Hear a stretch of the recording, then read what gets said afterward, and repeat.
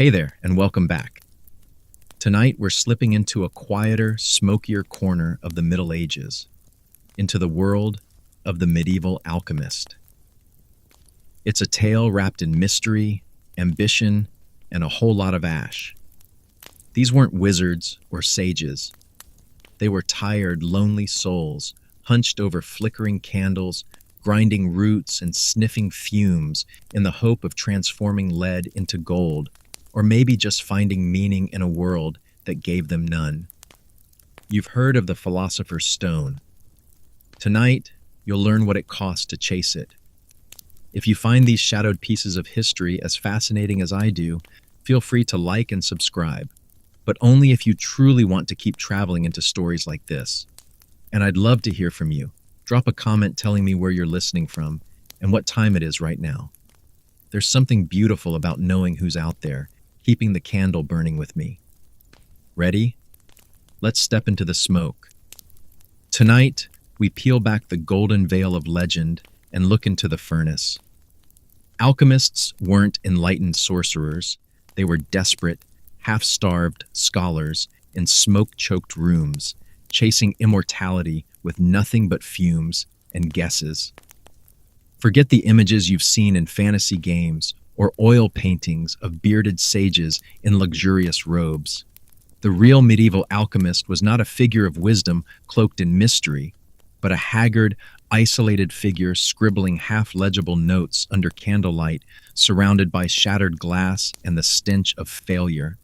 He wasn't regarded as a sage. He was often feared, mocked, or ignored. His work was suspect, his results inconsistent, and his patronage, if he had any, came with the heavy price of impossible expectations. The myth of alchemy tells us that these men flirted with turning lead into gold and death into eternal life. But the truth is, they barely understood what they were mixing. Most of their time was spent grinding unknown minerals, distilling rancid fluids, and inhaling noxious vapors from lead, mercury, and arsenic, all without gloves, ventilation, or scientific understanding. They poisoned themselves slowly, unknowingly. Their fingertips were often blackened, their breath acrid, their minds fogged by constant exposure to substances they couldn't name, let alone control. They recorded every failure obsessively, convinced that a breakthrough might come with just one more tweak, one more sleepless night. And when it didn't, they blamed themselves. Or worse, they blamed demons. That's not hyperbole.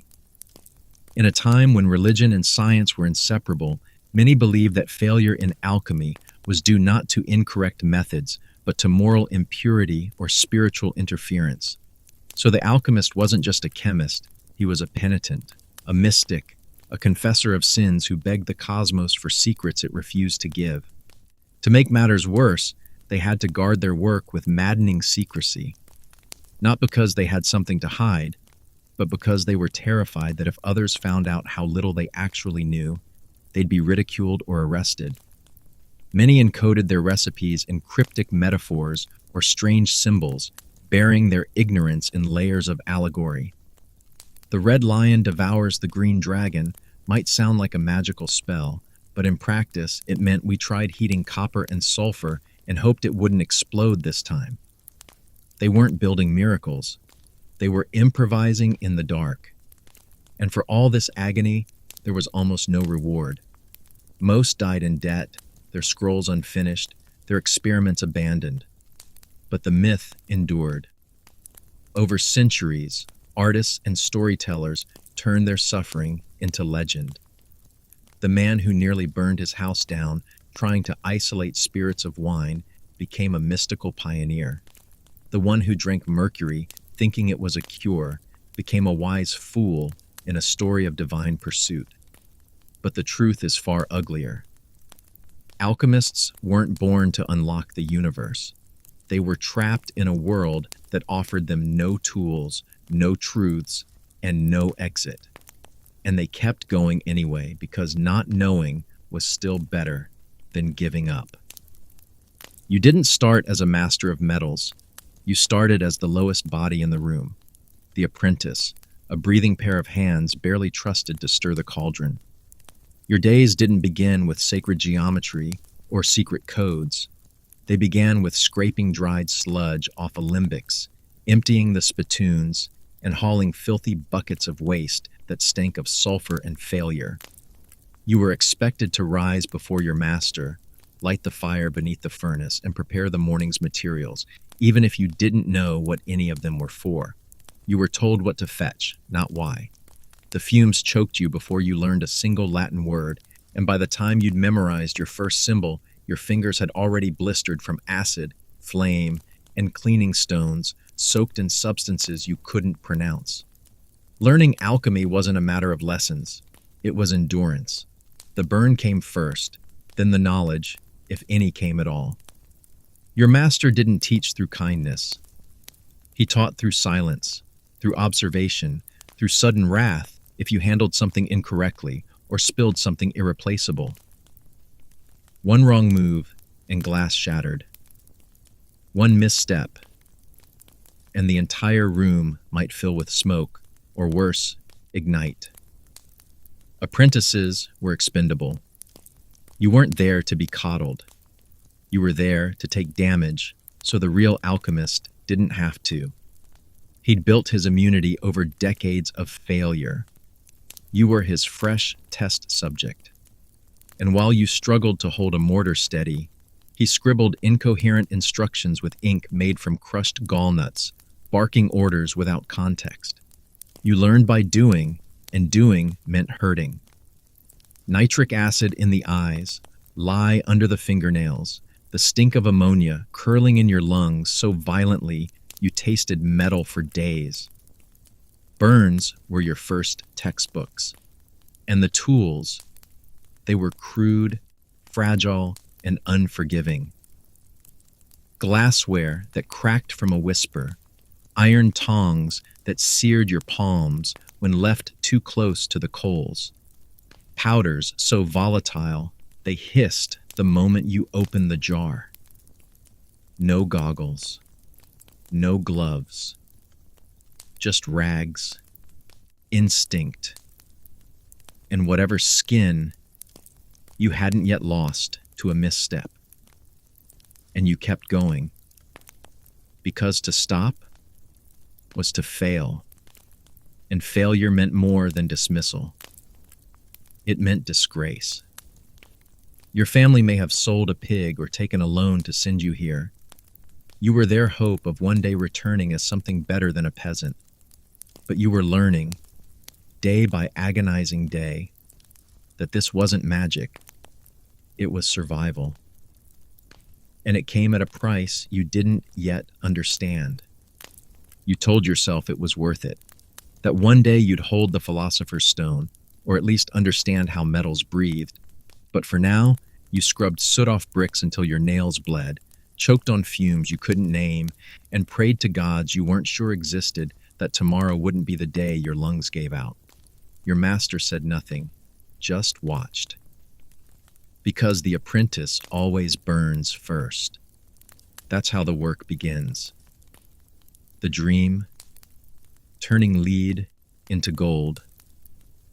The reality, spending weeks hunched over a splintered table in a cold stone room, mixing mud scraped from pig pens with your own urine, praying that something, anything, would shimmer. You were told there was a sacred formula, a divine transformation that could unlock wealth, purity, and even immortality. You were promised that with enough focus, discipline, and suffering, you could find the key. But every attempt felt like crawling blindfolded through a nightmare. You didn't transmute matter. You smeared filth on your hands and coughed through the fumes of mercury compounds that eroded your mind as steadily as they etched holes in your lungs. The Philosopher's Stone was no closer than the stars, but you kept chasing because the alternative was admitting that all of it, your pain, your apprenticeship, your faith, had been for nothing. Alchemical recipes were never written plainly. They came in riddles, metaphors, and half-mad poetry. You weren't told to boil mercury in a copper flask. You were instructed to bathe the silver serpent in the womb of the red mother until the breath of the dragon yields fire.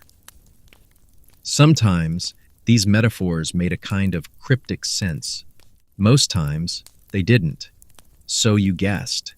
You stirred iron into urine. You let quicklime sit in vinegar until it hissed like a snake. You tried to catch essences that evaporated as soon as they were born. When a mixture turned black, you called it negredo and convinced yourself it was progress. When it bubbled or burst, you ducked and prayed. Your crucibles cracked from the heat. Your nails turned gray.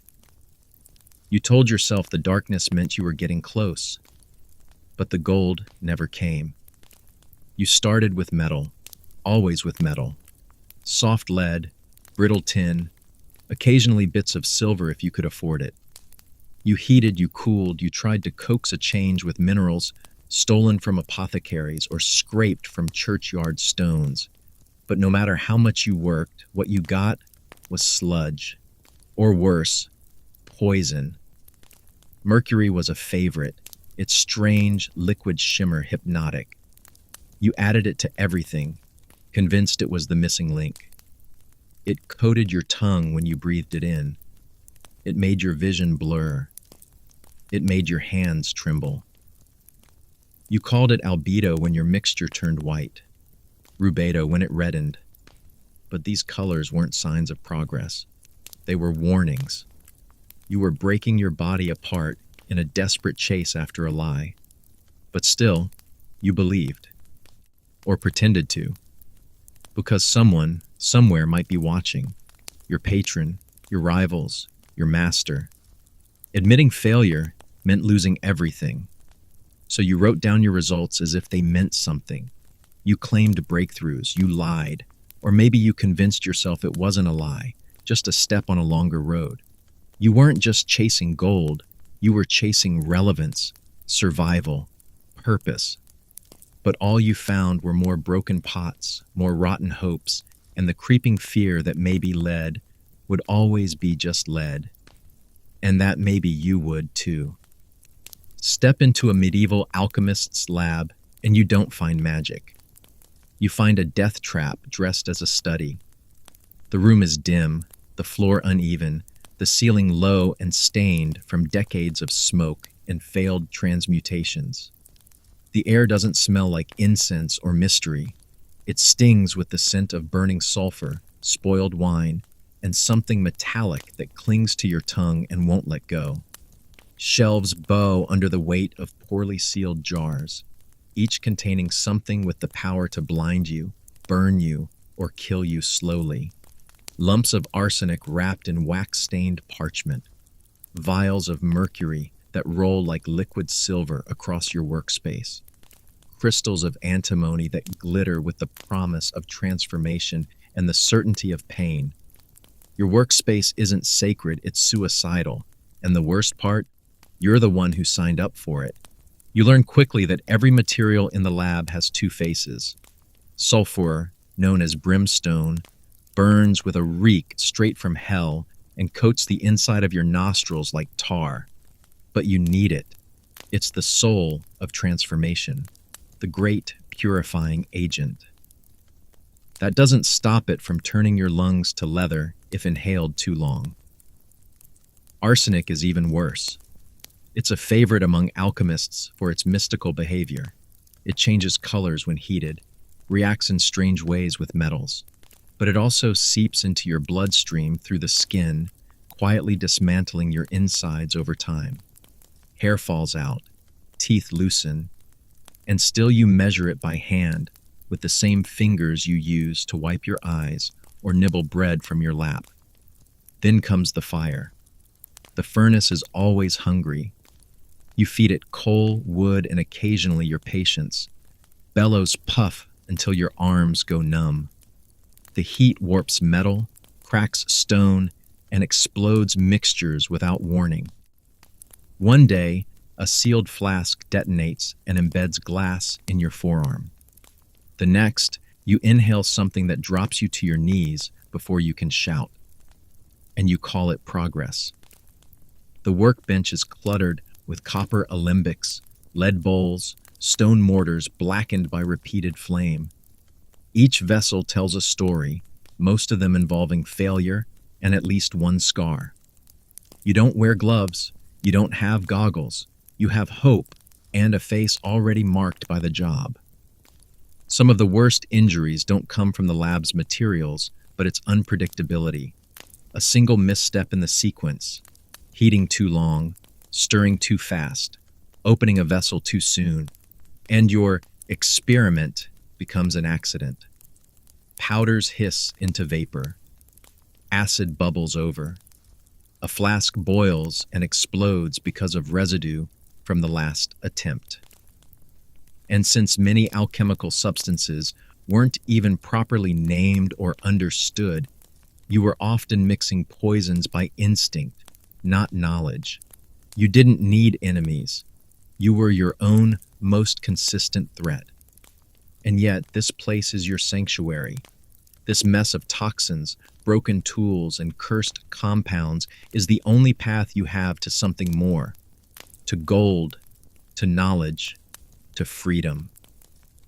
So you keep at it, coughing blood and muttering prayers. Because in the medieval lab, every breath could be your last. But maybe, just maybe, it'll be worth it. The Philosopher's Stone, an object of legend so persistent that it kept countless alchemists hunched over smoking crucibles, coughing up blood and hope in equal measure. It was the promise at the end of a road paved in suffering, a red powder or crystalline stone that could turn base metals into gold and grant eternal life. Immortality and wealth in a single, glowing artifact. It was the answer to every fear, poverty, sickness, death. And yet, no one had ever seen it, not truly. No one had held it, weighed it, or proven its power. But that didn't stop them from looking. Because in a world of chaos, where the body failed and the soul was never safe, the idea of the stone was the only thing more powerful than the pain it caused. Hope. You didn't question its existence. That wasn't the point. The Philosopher's Stone was a symbol, a beacon, a divine reward for those faithful enough to suffer for it. Alchemists filled their manuscripts with cryptic drawings, poetic nonsense, and convoluted recipes that claimed to be steps toward the stone. Take the red lion and tame it in the belly of the green dragon. Marry the white queen to the black king in a bath of moonlight. Translations varied, interpretations clashed, and still they believed. Because the stone wasn't just a thing, it was a promise. It was meaning in a profession that often ended in poison or poverty. Some said it had already been discovered by distant masters, by the Arabs, by a monk in a cave who turned water into fire. These stories traveled faster than truth, and they always ended the same way. The stone was lost or hidden or too dangerous for mankind. A convenient excuse, but one that only fueled the obsession. After all, if someone else had found it, it had to exist. And so you believed. You believed even when your mixtures turned black and foul, even when your lungs began to fail, even when your fingertips cracked from constant exposure to corrosives. You had to. Because if the stone wasn't real, then your entire life, your pain, your scars, your poverty, had been for nothing. But the deeper you went, the more elusive it became. You gave up everything to chase it. Sleep, food, companionship. Your family forgot your face. Your patron stopped paying. You pawned your coat to buy more mercury. And still the stone didn't come. Only madness did. Some alchemists wrote page after page of nonsense, convinced they were on the brink of discovery. Others died mid-experiment, choking on vapors that were supposed to carry the breath of heaven. But the Philosopher's Stone never appeared. Not for them, not for you, probably not for anyone. And maybe that was the point. The stone was never meant to be found. It was meant to be pursued. A cosmic joke or a spiritual test or just a lie that refused to die. Either way, you gave it everything. And it gave you nothing, except the knowledge that sometimes the most dangerous thing you can chase isn't gold, it's belief. There was no such thing as rest in the alchemist's world. Sleep was a luxury for people not chasing the divine secrets of the universe through fumes and flame.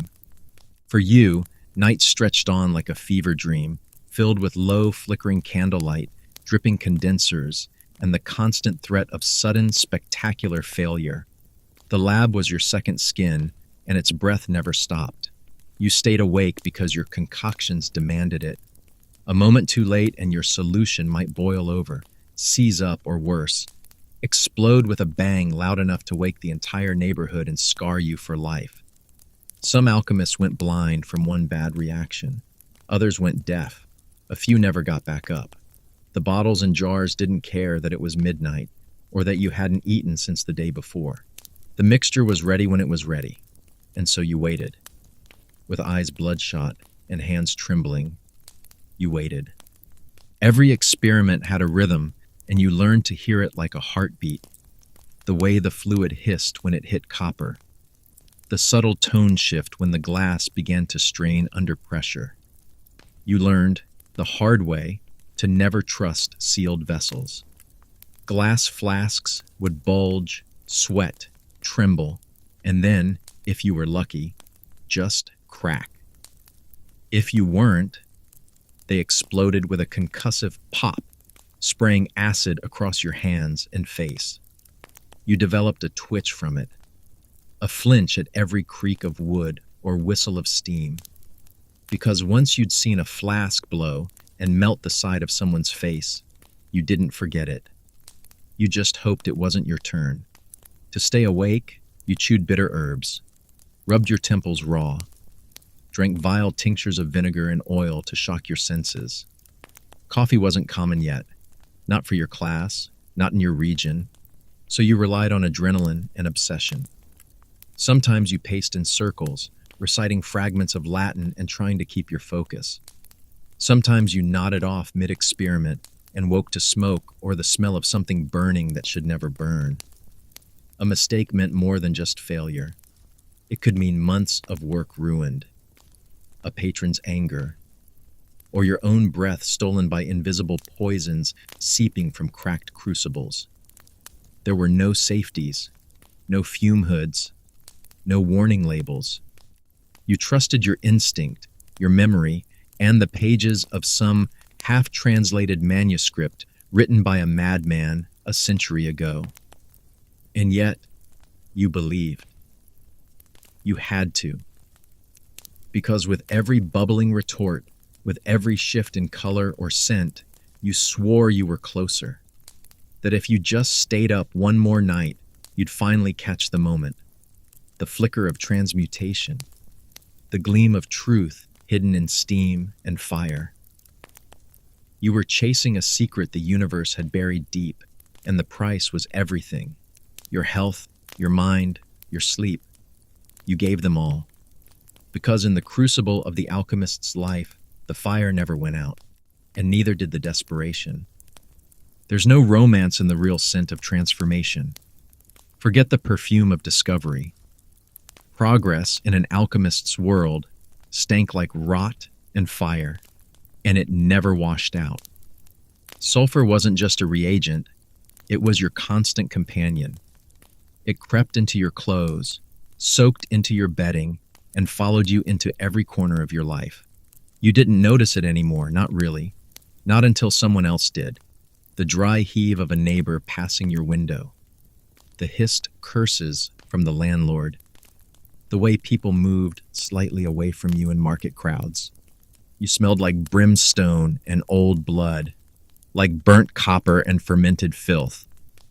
You weren't just shunned, you were rancid.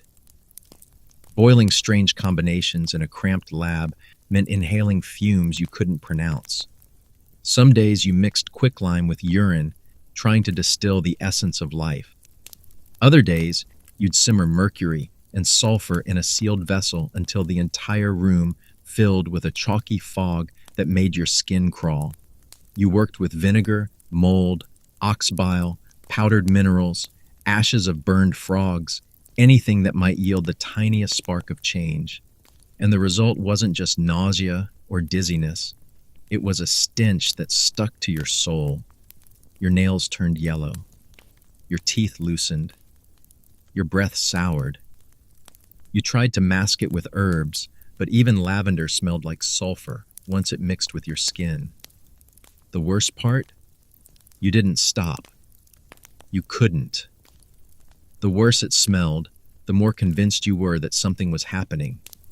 Alchemy didn't progress in silence or comfort. It howled in agony and stank of failure. And failure meant you were on the path. If it burned your throat, it might purify the base. If it peeled your skin, maybe it was close to perfection. That was the logic. Twisted, circular, and deadly. But you held on to it. Because without that logic, you'd have to admit the obvious. You were poisoning yourself in a futile effort to change the unchangeable. People talked, called you a devil's apprentice, said your chimney smoked too long, or that your work spoiled their crops. Accusations of witchcraft weren't far off. Sometimes the town priest would visit, by chance, urging you to consider a more righteous calling. You smiled, nodded, and went back to grinding beetle shells and cow hooves into paste. The work didn't forgive breaks. And if the townspeople burned your lab down, well, maybe that was part of the purification too. Even sleep couldn't save you. You dreamed in smells. Acrid, choking air that seemed to crawl down your throat and settle in your chest like a second set of lungs. You coughed yourself awake some nights, gasping, feeling your way through the dark to open a shutter or wet your tongue. But you never stopped. Because maybe, just maybe, the next mixture would shimmer. Maybe the next stink would be the scent of gold. So you boiled, you stirred, you endured. Not because you liked it, but because this was the cost of chasing the divine. And if heaven didn't want to smell like sulfur, it shouldn't have hidden its secrets in the fire. To be an alchemist was to put your trust in books that didn't love you back. You spent your life hunched over ancient tomes, their pages stiff with age and ash, their margins scrawled with frantic notes by long-dead hands. These books were your compass in a world that made no sense, guides to the mysteries of transmutation, immortality, and divine wisdom. But most of them lied, not out of malice, but out of madness, confusion, and the desperate need to appear wise. You read them anyway, studied them with a devotion usually reserved for saints. Because what choice did you have? They were all you had. And so you trusted them, and they destroyed you. Some of these texts were riddles wrapped in metaphors, written in languages no longer spoken by sane men. They spoke of green lions devouring the sun, of dragons vomiting spirit into matter, of blackening, whitening, reddening, and yellowing the soul. They told you to boil gold until it screamed, to ferment lead with menstrual blood, to distill mercury through a serpent's breath. You tried to make sense of them. You tried to translate the symbols, connect the processes, extract meaning from the madness. But what you often found was circular logic, obscured ingredients, and deliberate misdirection. Because the original authors didn't want you to succeed, not really. Alchemy was a competition, and secrets were guarded like treasure. Some scribes lied to keep rivals off their trail. Others lied because they didn't know what they were doing in the first place. But you followed them, page by cryptic page. And as you did, You breathed in deadly fumes, wasted entire years boiling scraps, and watched your sanity chip away one metaphor at a time. One book promised the secret to creating the red tincture, a powder said to turn any base metal into gold. But the instructions involved mixing antimony with horse urine and heating it under a black moon. You tried. It burned your eyes and made your skin peel for weeks. Another scroll detailed a ritual requiring a virgin's breath, the ashes of a phoenix, and the sweat of a dying king. You knew it was nonsense, but you read it twice anyway, just in case. These weren't scientific manuals. They were puzzles from people who didn't trust you. They read like holy scripture laced with riddles. When the raven turns white and the moon bleeds yellow, you shall know the stone is near. What did that mean? You asked other alchemists, those few who hadn't gone blind or mad, and they gave you different answers every time. The blind faith in these texts didn't just waste your time. It killed you. Slowly, with mercury vapor, arsenic dust, and a constant diet of disappointment. And when your hands shook and your mind wandered and your lungs burned, you still clung to them. Because what if they were right? So you read, and you copied, and you believed. Not because the books deserved it, but because hope is louder than reason. And in the end, if the texts didn't kill you, the truth behind them would. You didn't just work in shadow because the sun hurt your mercury-scarred eyes. You worked in shadow because the church was watching. In a world where divine order governed everything from kings to candle wicks, a man alone with bubbling flasks and strange symbols on parchment wasn't seen as a scientist. He was seen as a threat, as someone whispering with demons, as a man trying to bend God's design into something it was never meant to be. Alchemy didn't fit into the church's neat celestial hierarchy. It blurred lines, toyed with creation, and whispered of forbidden knowledge. And in the medieval world, that kind of curiosity got you killed. One misstep, one poorly worded theory, one phrase too closely aligned with divine power, and you were no longer a scholar. You were a heretic, a servant of false miracles, a conjurer. The same authorities who praised monks for preserving knowledge would condemn you for trying to expand it.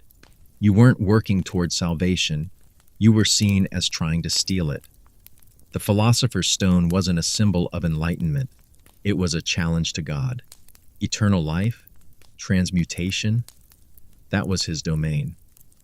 To seek it without permission was blasphemy. So you kept quiet. You developed a second vocabulary, one of metaphors and allegories. You didn't write gold, you wrote the Red King. You didn't say Mercury, you said the Silver Serpent. Everything coded, everything obscured, not just to guard your work from rivals, but to keep your soul from the stake. Because if an inquisitor ever found your notes, you needed plausible deniability. You weren't forging divine power. You were studying metaphysics. You weren't creating life. You were performing symbolic purification. You weren't rewriting the rules of nature. You were just a humble student of God's design. Just enough truth to keep your skin from the fire. Still, you never felt safe. The church didn't need proof. It needed suspicion. It didn't need a crime. It needed a rumor. And rumors spread like rot in villages where everyone could smell the sulfur on your clothes. Maybe you'd said too much in the tavern. Maybe your assistant bragged about the gold-colored powder you produced last week. Maybe the priest had noticed you skipping Mass one too many times. That was enough. A whispered report, a knock on the door, a search, a trial. You wouldn't get to explain the science. You wouldn't get to speak at all. They'd show the crucibles, the animal bones, the strange diagrams. The crowd wouldn't hear your methods. they'd see witchcraft. And once the mob turned, so did the law. So you kept your head down. You prayed out loud even when you didn't believe. You added crosses to your notebooks. You quoted scripture in the margins. You made yourself look like a man of God trying to understand God's work. Because if they saw you for what you really were, curious, stubborn, unafraid, they wouldn't argue with you. They'd burn you. And in that kind of fire, no amount of alchemy could save you. Every time you muttered a chant under your breath, whispered a measurement to yourself, or recited a recipe scrawled from a centuries-old tome, you ran the risk of being overheard and misunderstood. Because in the medieval world, solitude plus science equaled suspicion, and alchemists were nothing if not solitary. You spent hours, weeks alone in your workshop, eyes bloodshot from candlelight, skin blistered from acid fumes, and mind fraying at the edges of exhaustion. You weren't speaking to demons, you were arguing with boiling points. But the people outside your door didn't know that. To them, the strange smells, the chanting, the mysterious symbols, and the heat glowing from under your door weren't signs of study. They were signs of sorcery. Your retort, the twisted, glassy heart of your experiment, bubbled and hissed like it had something to say. And if you leaned in, listening to the pulse of transformation, you might respond aloud.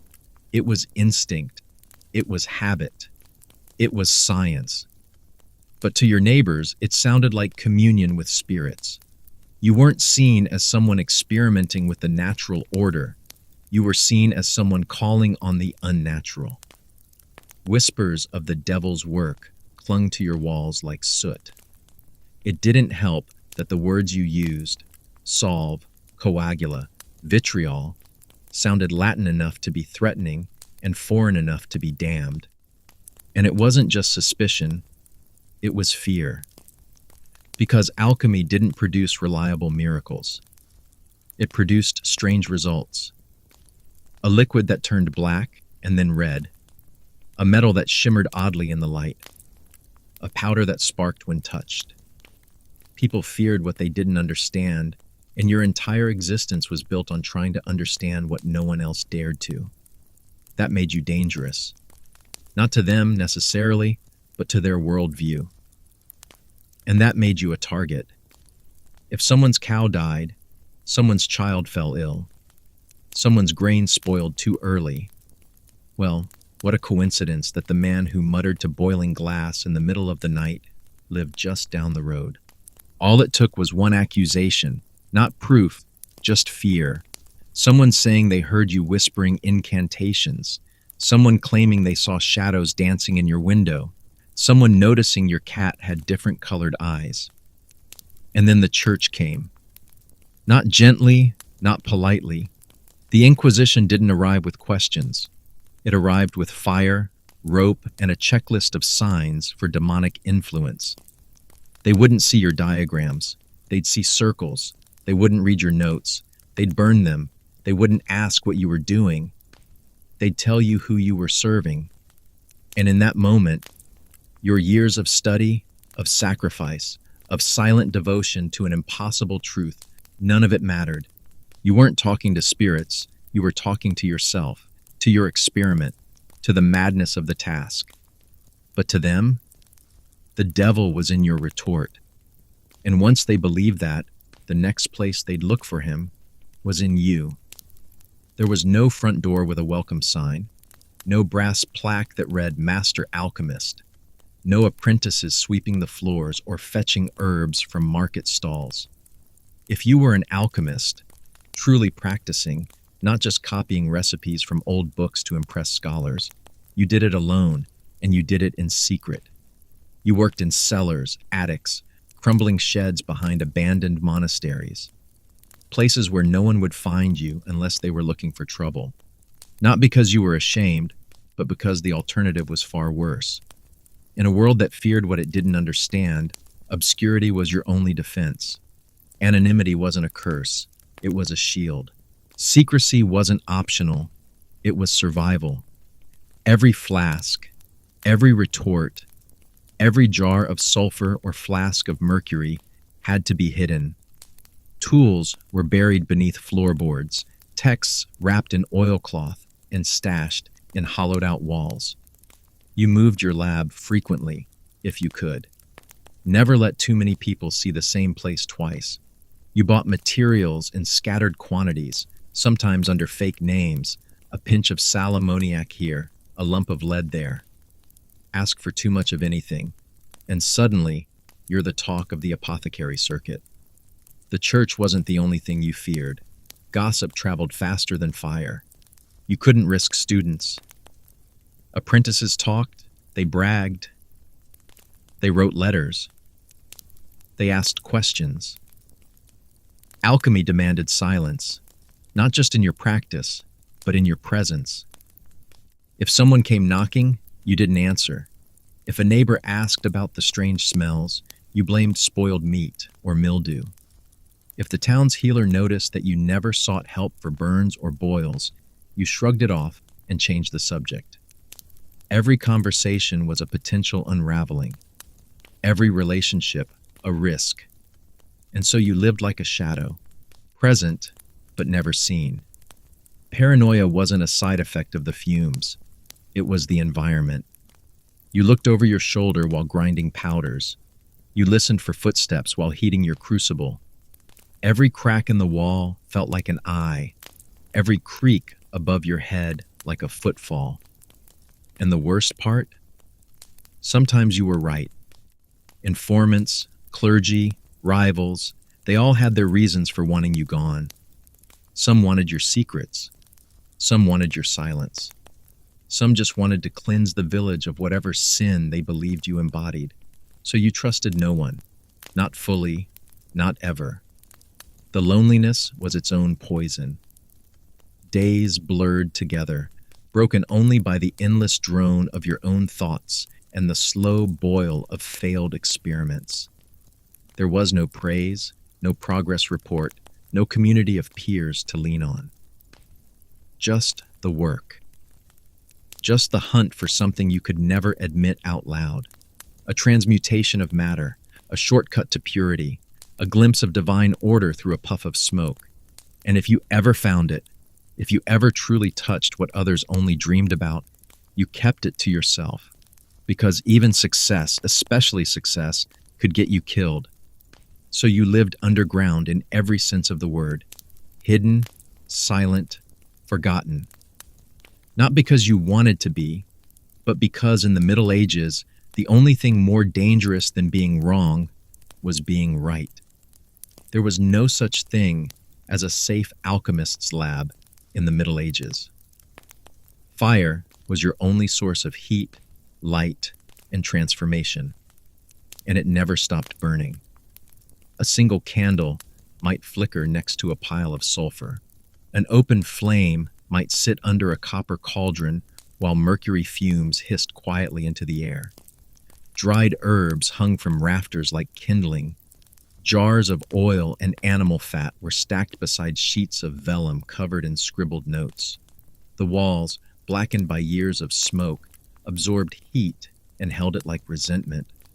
One wrong breath, one tremor in your hand, one spark that leapt an inch too far, and everything you'd built could go up in flames. The worst part? It didn't happen suddenly. It happened slowly, inevitably.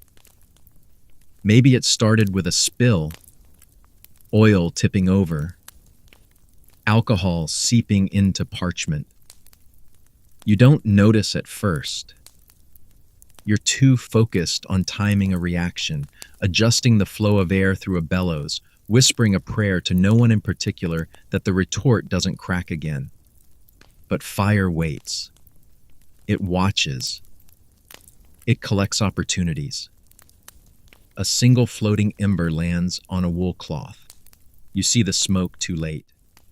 By the time you drop what's in your hands, it's already a race you can't win.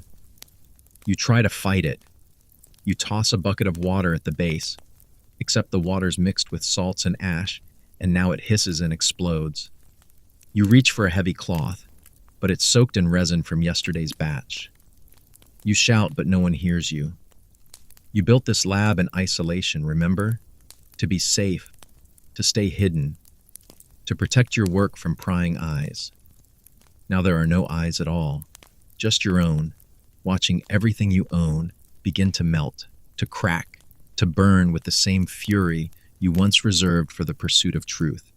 And if you're lucky, if the smoke doesn't choke you out, if the roof doesn't collapse on your head, you crawl into the street covered in soot, your hands blistered, your face a blackened mask.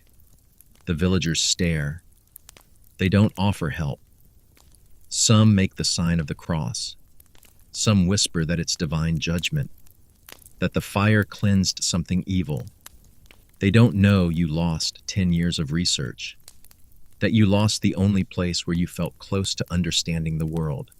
All they see is a madman dragged from hell by his own fire. And if you're not lucky, then your workshop becomes your coffin. The fire burns hotter than any furnace you built. Your notes curl into smoke. Your bones, buried beneath rubble, are found weeks later, or never. A cautionary tale. The devil's breath, they'll say. Arrogance punished by holy flame. No one will remember the breakthroughs. Only the smell, the ruin, the blackened stone. Because in medieval alchemy, the line between ambition and incineration was as thin as the edge of a flame, and eventually, the fire always won. Securing a patron in the Middle Ages was like tying yourself to a wolf and hoping it never got hungry. Nobles, barons, and kings fancied themselves patrons of the arts and sciences. But make no mistake, they weren't investing in your ideas. They were investing in gold, pure, gleaming, alchemical gold. And if you told them you could make it, if you let slip that you were close, that you'd glimpsed the path to transmutation, then you'd better deliver. Not in theory, not in years, now. Because to them, you weren't a scholar. You were a gamble, a tool, a shortcut to unimaginable wealth. And when tools didn't work, they were discarded or broken. The promise of gold was your bait. You needed funds. You needed rare metals, exotic salts, fine glass, custom furnaces. None of that came cheap. And so you wrote letters, gave demonstrations, hinted that you had decoded a fragment of an ancient text, that your methods were sound, that your crucible, if blessed with the right materials, could show results. The noble would nod. His eyes would narrow with greed. And then the offer would come. Protection, money, access to rare ingredients. But all of it chained to one condition: success. Not progress. Not honesty. Just results. At first, the arrangement seemed ideal. You were safe from suspicion. You had guards outside your lab and shipments of supplies arriving weekly. You weren't scraping soot off pottery anymore. You were holding flasks of purest antimony, iron pyrite, and crushed emeralds. You were briefly respected. But respect fades fast in the cold halls of power. The noble didn't want to hear about spiritual purification or the balance of elements. He wanted gold. Show me, he would say. Show me the change. And when you didn't, because it doesn't work that way, because alchemy isn't magic, it began. At first, the pressure was verbal, stern questions, sleepless visits. Where are we? How close? Do not lie to me. Then came the threats, subtle or not. Your notes will be reviewed. You owe me for the materials. I'd hate for the church to hear you've been invoking Hermes too often. You'd smile, nod, swallow your fear like poison, and try harder. Work longer. Mix more volatile things in smaller rooms. Sleep less. Eat less. Push your mind and body past the point of reason. Because disappointment wasn't just embarrassing, it was fatal. Some alchemists disappeared after months of silence, their labs torn apart, their scrolls confiscated, their names never spoken again. Others were replaced by younger, cheaper, more eager men who made bigger promises. A few were imprisoned for fraud, a few executed. Most just vanished, swallowed by the same hunger that had lured them in. The patron didn't care. He moved on, found another dreamer, another liar, another poor soul who thought he could control the desires of someone born to command. Because in medieval alchemy, failure wasn't just disappointing, it was dangerous. And success? Well, success made you a target. Either way, you were never free.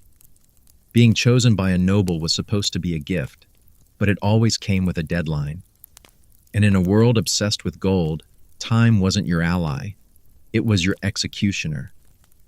When transmutation failed you, and it always did, you had to pivot.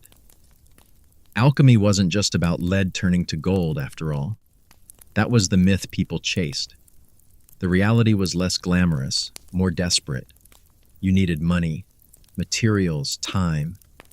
And since nobles were losing patience and your lab was barely standing, you started bottling miracles. Tinctures, salves, and elixirs, panaceas that cured everything from gout to death itself.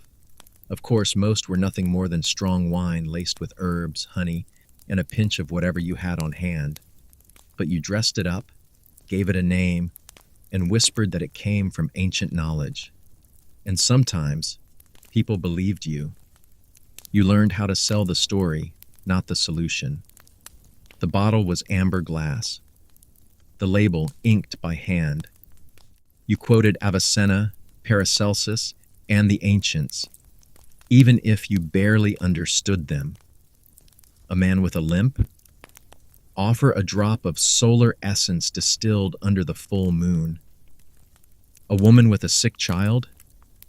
The tears of Mercury, blessed by planetary alignment. You spoke in riddles, showed them glowing powders, and told them it was working already, even if it hadn't touched their skin. Confidence was your coin. If you looked sure, they wouldn't ask too many questions. Of course, the results were mixed, if you were lucky. Some felt better, but only because they expected to. A placebo wrapped in Latin, others claimed visions or dreams, their minds softened by the alcohol content and the promise of healing. Occasionally, someone swore by your work, brought others, and suddenly your little scam became a minor success. But that was dangerous, too. The more people believed, the more pressure there was to deliver, to repeat the miracle, to cure something real. And when it didn't work, when the fever didn't break, or the infection spread, or the old woman died clutching your vial, you paid for it.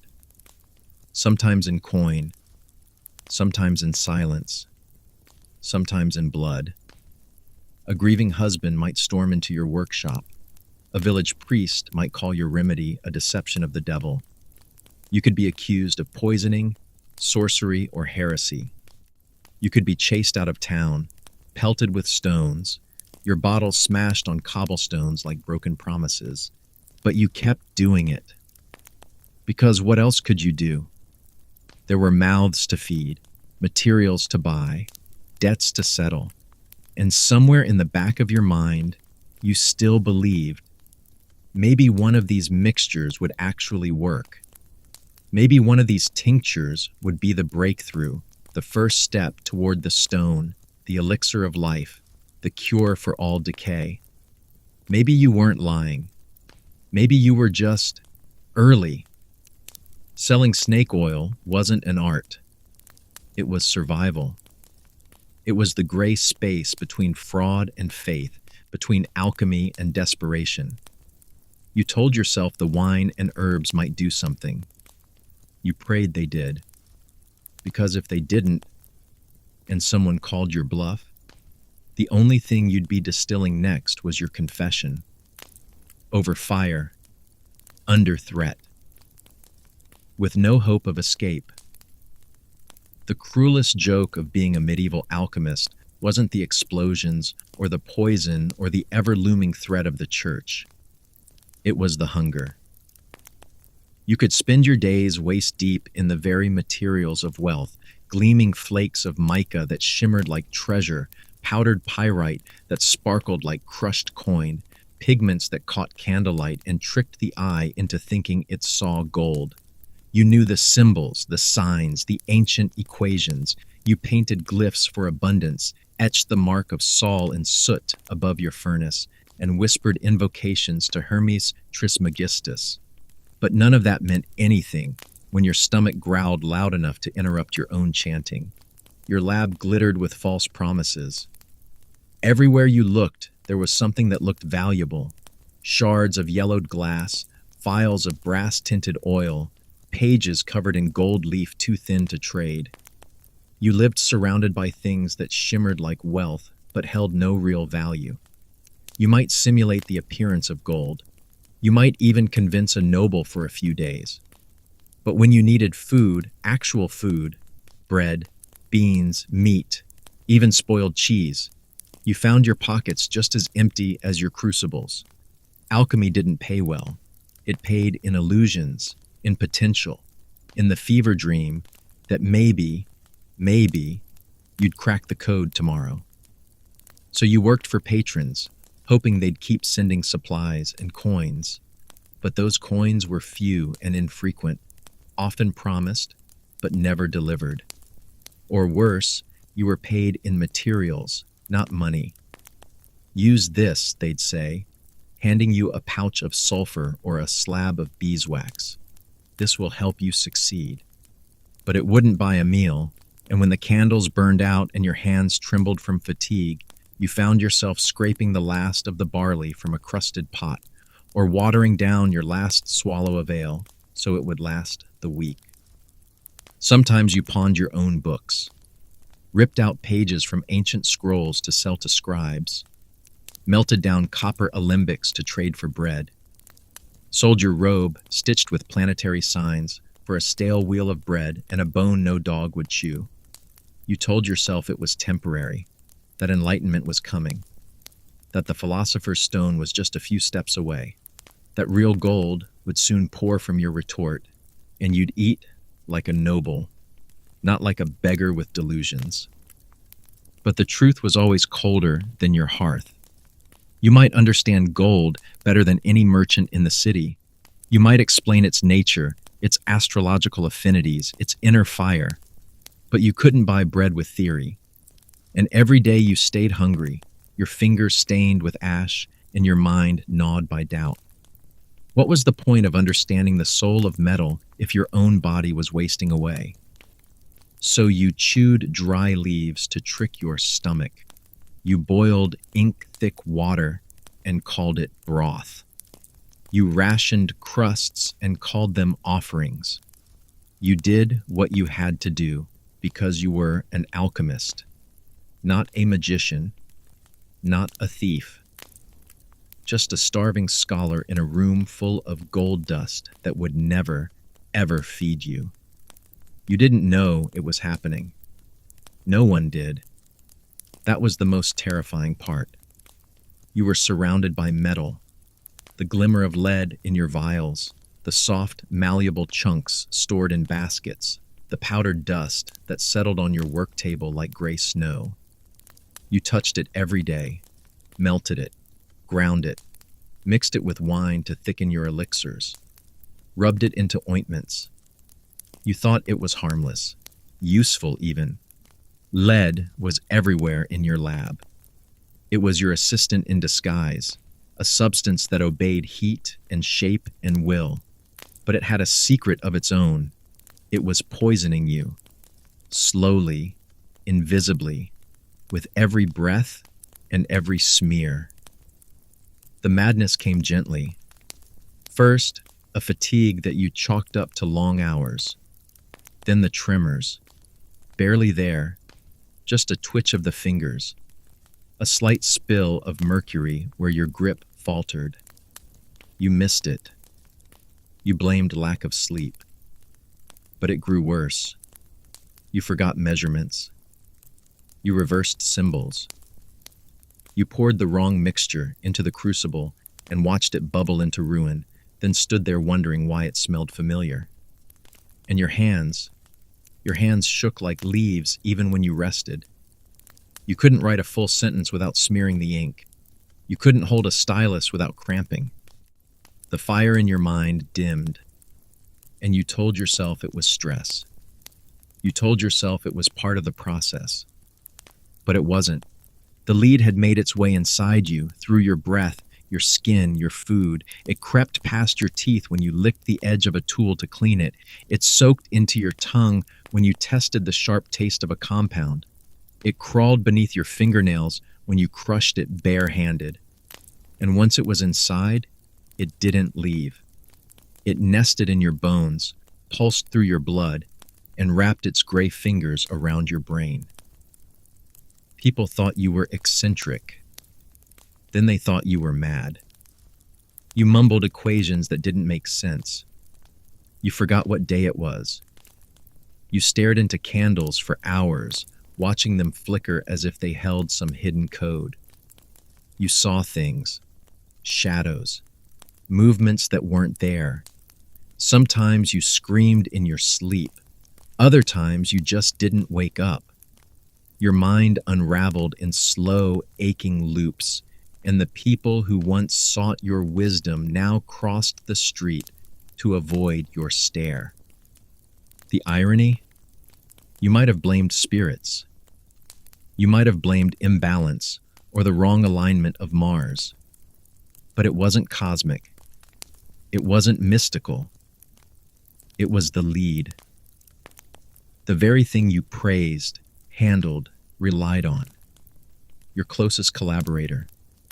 Your invisible assassin. And when you finally collapsed, it was quiet. No explosion, no scream, just a slip of the mind, a fall down the stairs, a hand that missed the edge of the table and dropped a flask of something too hot to catch, your work unfinished, your theories half-formed, and no one would ever know that what killed you wasn't failure or sin. It was trust. Trust in a metal that smiled like silver and bit like death. You can't walk away. Not from alchemy. Not once it's in your blood, your breath, your bones. Other trades let you leave. If your crops failed, you could try weaving. If your cart broke, you could become a tanner. But if your crucible cracked and your tincture turned black, you didn't just lose a day's labor, you lost everything. Because you didn't become an alchemist for a paycheck. You did it because something in you believed. Believed the old books. Believed the whispered promises. Believed that through smoke and suffering, you'd find the divine spark hidden in base matter. That belief doesn't just fade, it haunts you. And when it fails, it leaves a void deeper than any pit. Your patron doesn't want excuses. He doesn't care that mercury won't obey your will or that sulfur keeps igniting too early. He paid for gold, or immortality, or love potions, or a cure for gout that doesn't involve leeches. And when you don't deliver, the room changes. Suddenly, the compliments disappear. The meals shrink. The guards at the door look at you differently. One day you're fed. The next, you're evicted, or arrested, or beaten into silence. In some cases, you simply vanish. Not because you were a fraud, but because you were a disappointment. And rich men don't tolerate disappointment. Even if you manage to crawl away, leave the tower or the manor or the rented cellar behind, what are you now? Not a craftsman, not a farmer, not a priest. You've spent years speaking in symbols and boiling failure. You've alienated friends, family, even your own body. You bear the stains of your obsession, scars from burns, blackened nails, missing teeth, the stench of sulfur that never quite leaves your skin. Who's going to hire you now? Who's going to trust the muttering, soot-covered man who once promised to make gold from mud? There's no retirement from alchemy. no gentle exit, only unraveling. If the chemicals don't take you, if the fire doesn't, if your mind somehow holds, then despair waits at the door. Because walking away doesn't just mean leaving your lab, it means admitting you were wrong. That all the nights spent measuring shadows and chasing dreams were wasted. That you believed in a lie so deeply it cost you everything. And that perhaps is the hardest poison to swallow. Not mercury, not lead, but the realization that you might have sacrificed your life chasing a fantasy that never even blinked in your direction. So you stay, you patch your robes, you dig through ashes, you scrounge copper from the market and hope your landlord doesn't notice you're behind again. Because as awful as the work is, as hopeless as the goal may be, the alternative is worse. To be nothing. To be forgotten. At least in the lab, surrounded by fumes and flame, you can pretend that the stone is still out there, that tomorrow might hold the breakthrough, that the suffering still means something. Because once you let go, there's nothing left but silence and the smoke that never quite clears. The door shuts, and it stays shut. That's how most alchemists lived. Not because they wanted solitude, but because they had no choice. Every glance from a neighbor, every question from a priest, every noise outside the workshop could be suspicion in disguise. So you shut the door, you bolt it, you draw the curtains, snuff the lamp, and work by candlelight. Alone, because this wasn't just a career. It was heresy waiting to be exposed, fraud waiting to be punished, or madness waiting to be named. And after enough days and nights without interruption, something in your mind changes, slowly, silently, dangerously. Time becomes meaningless. Morning is just a paler version of night. You lose track of days, of seasons, of when you last spoke to someone who didn't exist inside your own head. You whisper to your beakers, hum to your crucibles.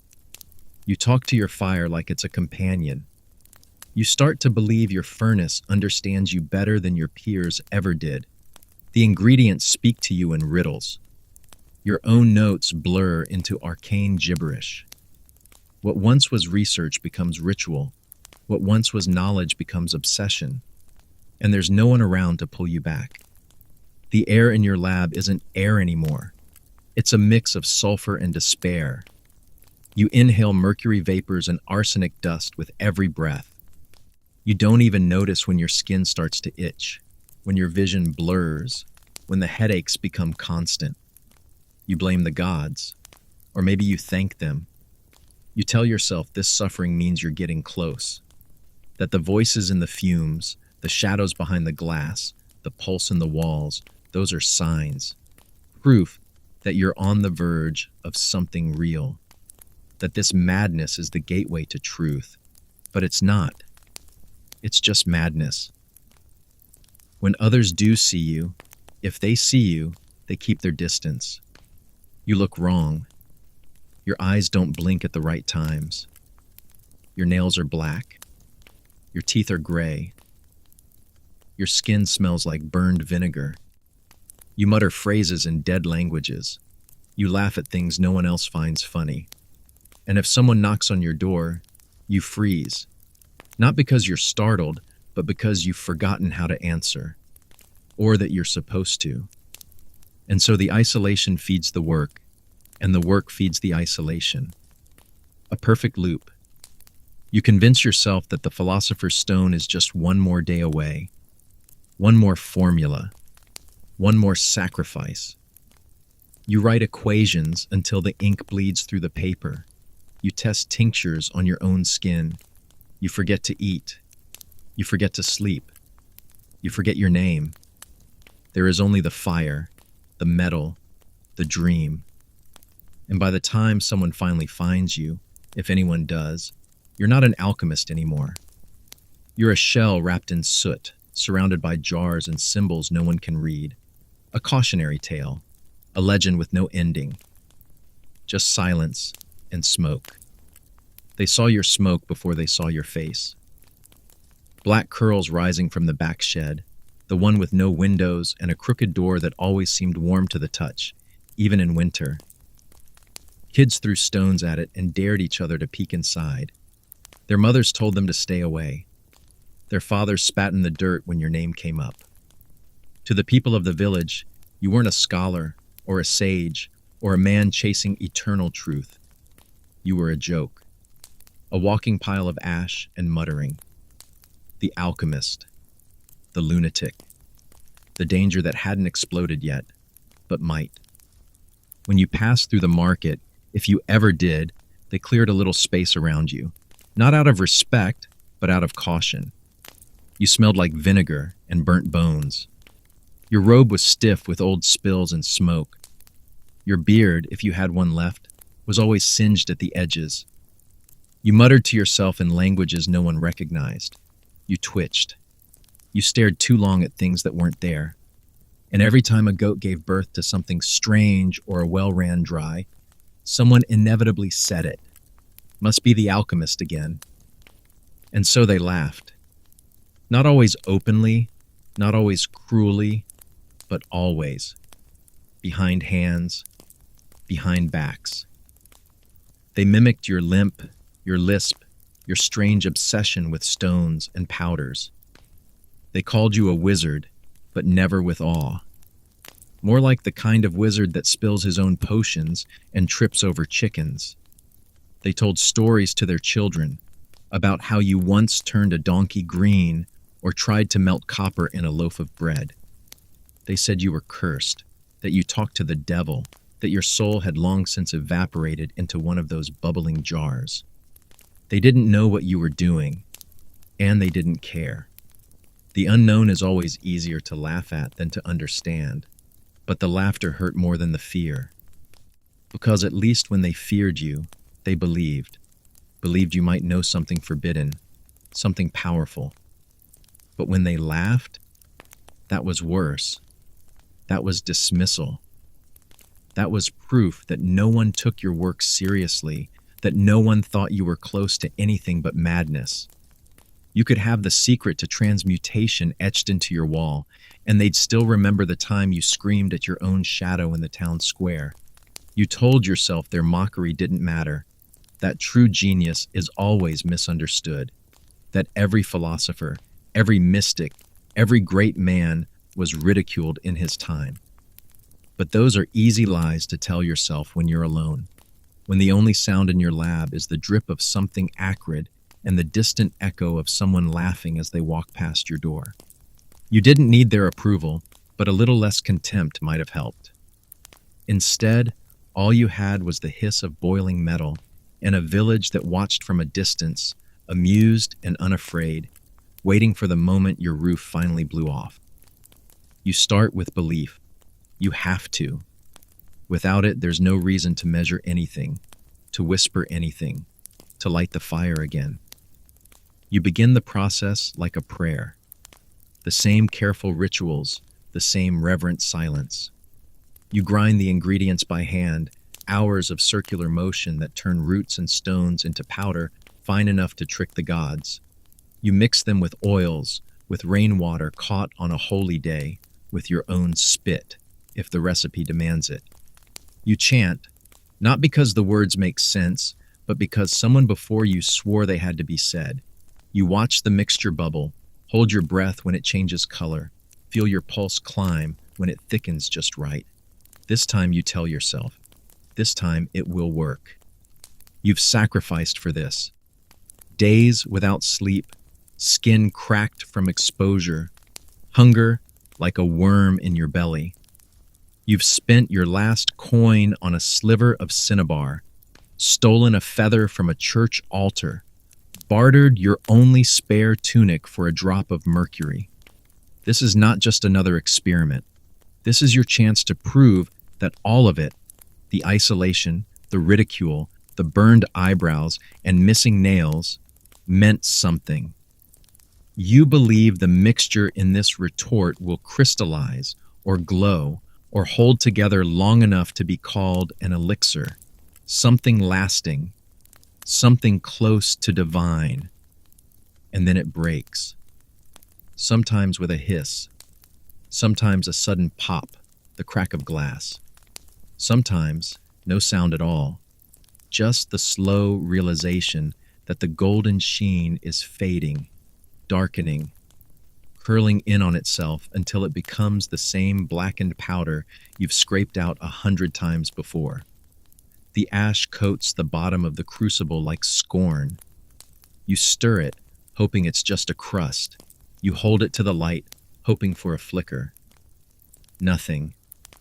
Just dust. Just failure.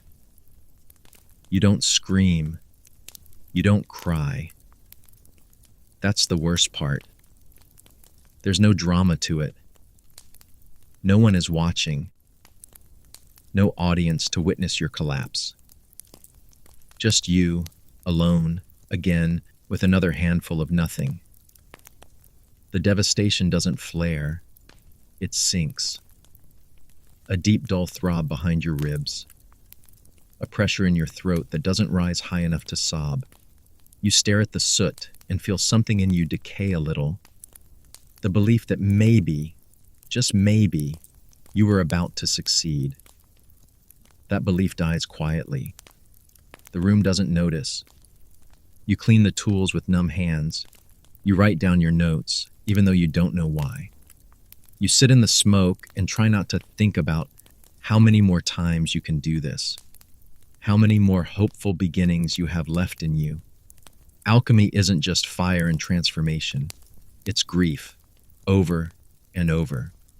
Hope ground down to ash, and still you sweep the floor, wash your hands, and get ready to begin again. Because if you don't, what's left? You weren't just battling temperature curves and metallic impurities, you were contending with spirits. Not metaphorical ones, real, named, charted beings you'd been taught to believe in since the moment you opened your first alchemical text. They were there in every diagram, every margin note, every whispered story passed down through apprenticeships. Elementals who lived inside the materials, spirits of fire and water who needed to be placated before any reaction could occur. Every flame you lit might wake a salamander. Every bubbling flask risked angering an undine. To ignore them wasn't just superstition, it was considered arrogance. And arrogance, you'd been told, was why so many failed. Planetary spirits were worse. They weren't just guardians of metals, they were the metals. Mercury wasn't just quicksilver, it was a fluid manifestation of the god Mercury, messenger of the heavens. Saturn lived in lead, brooding and heavy, and had to be approached with patience and fear. If your mixture curdled, it wasn't poor timing. It was because Mars, trapped inside the iron, was displeased. And when the results went wrong in spectacular fashion, when fires erupted or glass shattered across the room, it wasn't just physics, it was punishment. You hadn't bowed enough. You hadn't timed the ritual with the stars. You hadn't asked for permission. You took precautions. You drew symbols in chalk, whispered names in Latin, aligned your work with moon phases. You hung charms beside your crucible and wore talismans beneath your robes. You weren't just a researcher, you were a ward against the invisible.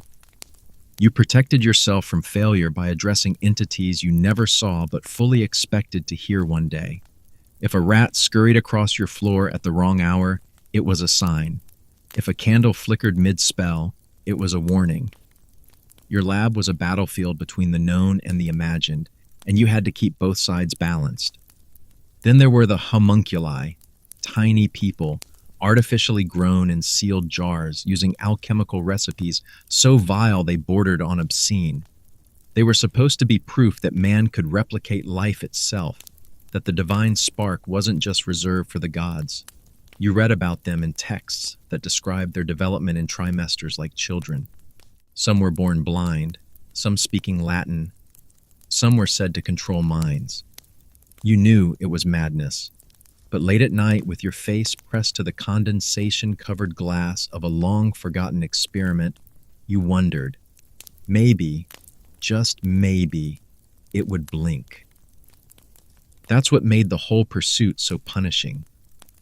It wasn't just that you failed, it was that you failed despite following the rituals, invoking the spirits, aligning the planets, and muttering the incantations. The world you were taught didn't just contain invisible forces, it was ruled by them. So when your solution refused to transmute, it wasn't a mistake in the chemistry. It was a personal rejection. The spirits had judged you unworthy, and you couldn't argue.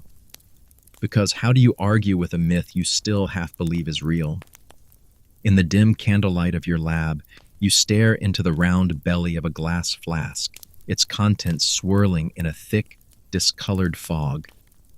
Outside, the wind howls against the stone walls, but inside, the air is hot and still, thick with the scent of ammonia, blood, and something sour you can't quite name. This isn't just another experiment in metals. This is something deeper, darker. You're trying to make life, not metaphorical life, actual life. A homunculus, artificial man, born not of womb or God, but of man's own hand, sealed in glass, forged from seed, filth, and secret incantations.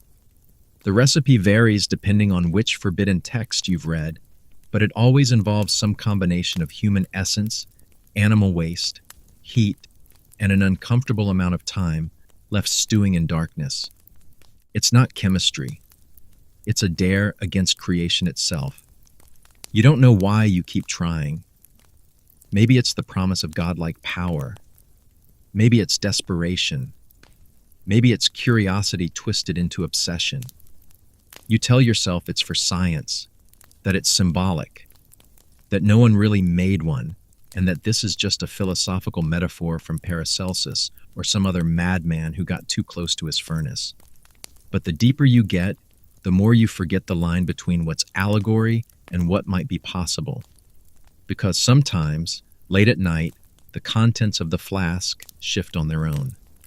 Not from boiling, not from pressure, but from something inside. You've told no one. Who could you tell? That your jar of rotting matter twitched? That a thin film on its surface blinked before collapsing into foam? That you heard it sigh? If your patron found out, he'd accuse you of summoning demons. If the church heard, you'd be dragged out and burned before sunrise. And if your fellow alchemists knew, they'd either steal your notes or declare you insane. So you write in code. You pray in private. And you wonder, every day, if you're going mad or if you've actually done it. The fear isn't that it won't work. It's that it might. What would you do if a homunculus actually opened its eyes? If it spoke in your voice, or your father's, or no language at all? What if it didn't stay inside the flask? What if it needed things? Demanded things? What if you became its prisoner rather than its creator? The stories don't tell you what to do after. They don't say what happened to the alchemists who claimed success, only that they vanished, or screamed, or were buried with sealed jars they begged not to be opened. So you wait, you watch the flask, you dream of movement behind the glass and wake drenched in sweat. The experiment continues, because failure means you're a fool. But success? Success means something has been born that shouldn't be, and it's looking at you. In a medieval alchemist's world, time didn't tick.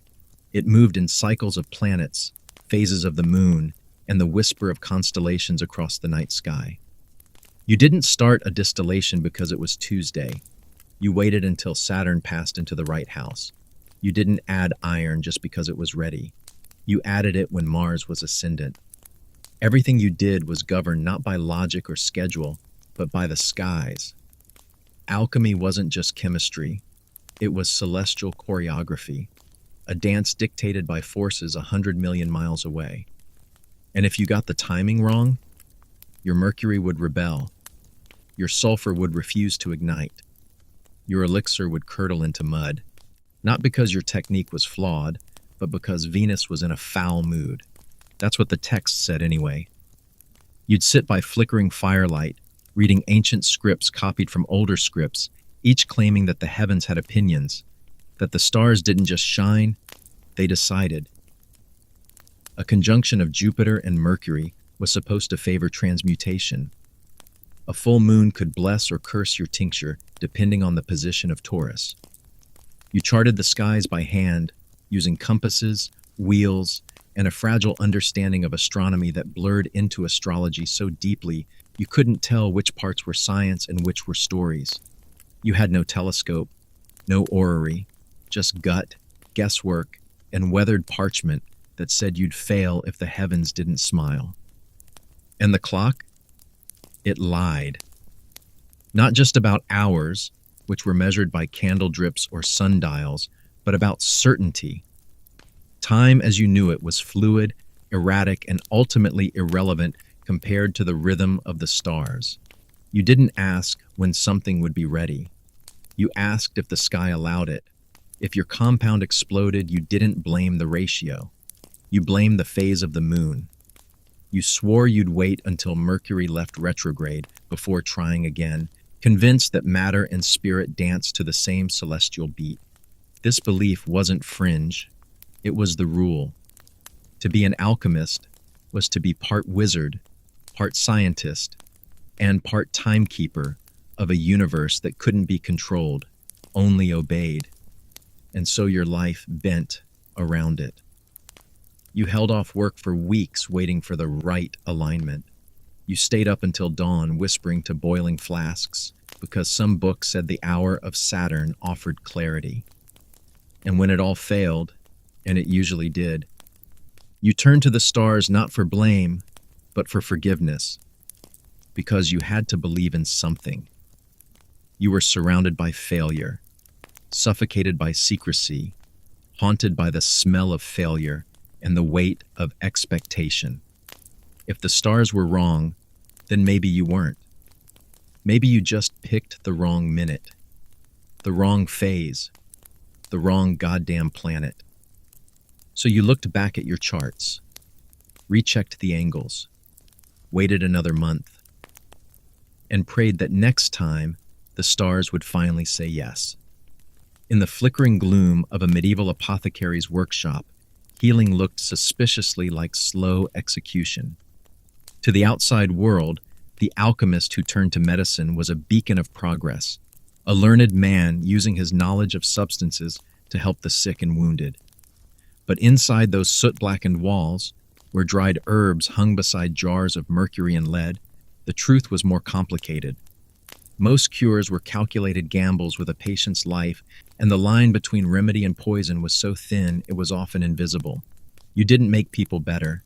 You made them vomit, sweat, bleed, blister, and collapse, and then prayed that whatever evil was inside them left before their body did. Everything was based on theory. You weren't treating symptoms, you were rebalancing humors. A fever wasn't an infection, it was an excess of yellow bile. A cough wasn't caused by germs, it was phlegm misbehaving under the influence of the stars. You turned to mercury to purge it, arsenic to cleanse it, and sulfur to burn it out. These weren't fringe ingredients, they were the backbone of medieval pharmacology. Your medicine chest was a chemical war zone. One misstep, one pinch too much, and your cure turned fatal before you could whisper a prayer. Puking was the go-to solution. Anything could be treated by getting it out of the body violently. You'd mash together crushed minerals, herbs, metals, sometimes even powdered bones or toad parts, and mix it with wine or vinegar. The result tasted like death and worked fast. A patient would retch so hard they lost consciousness.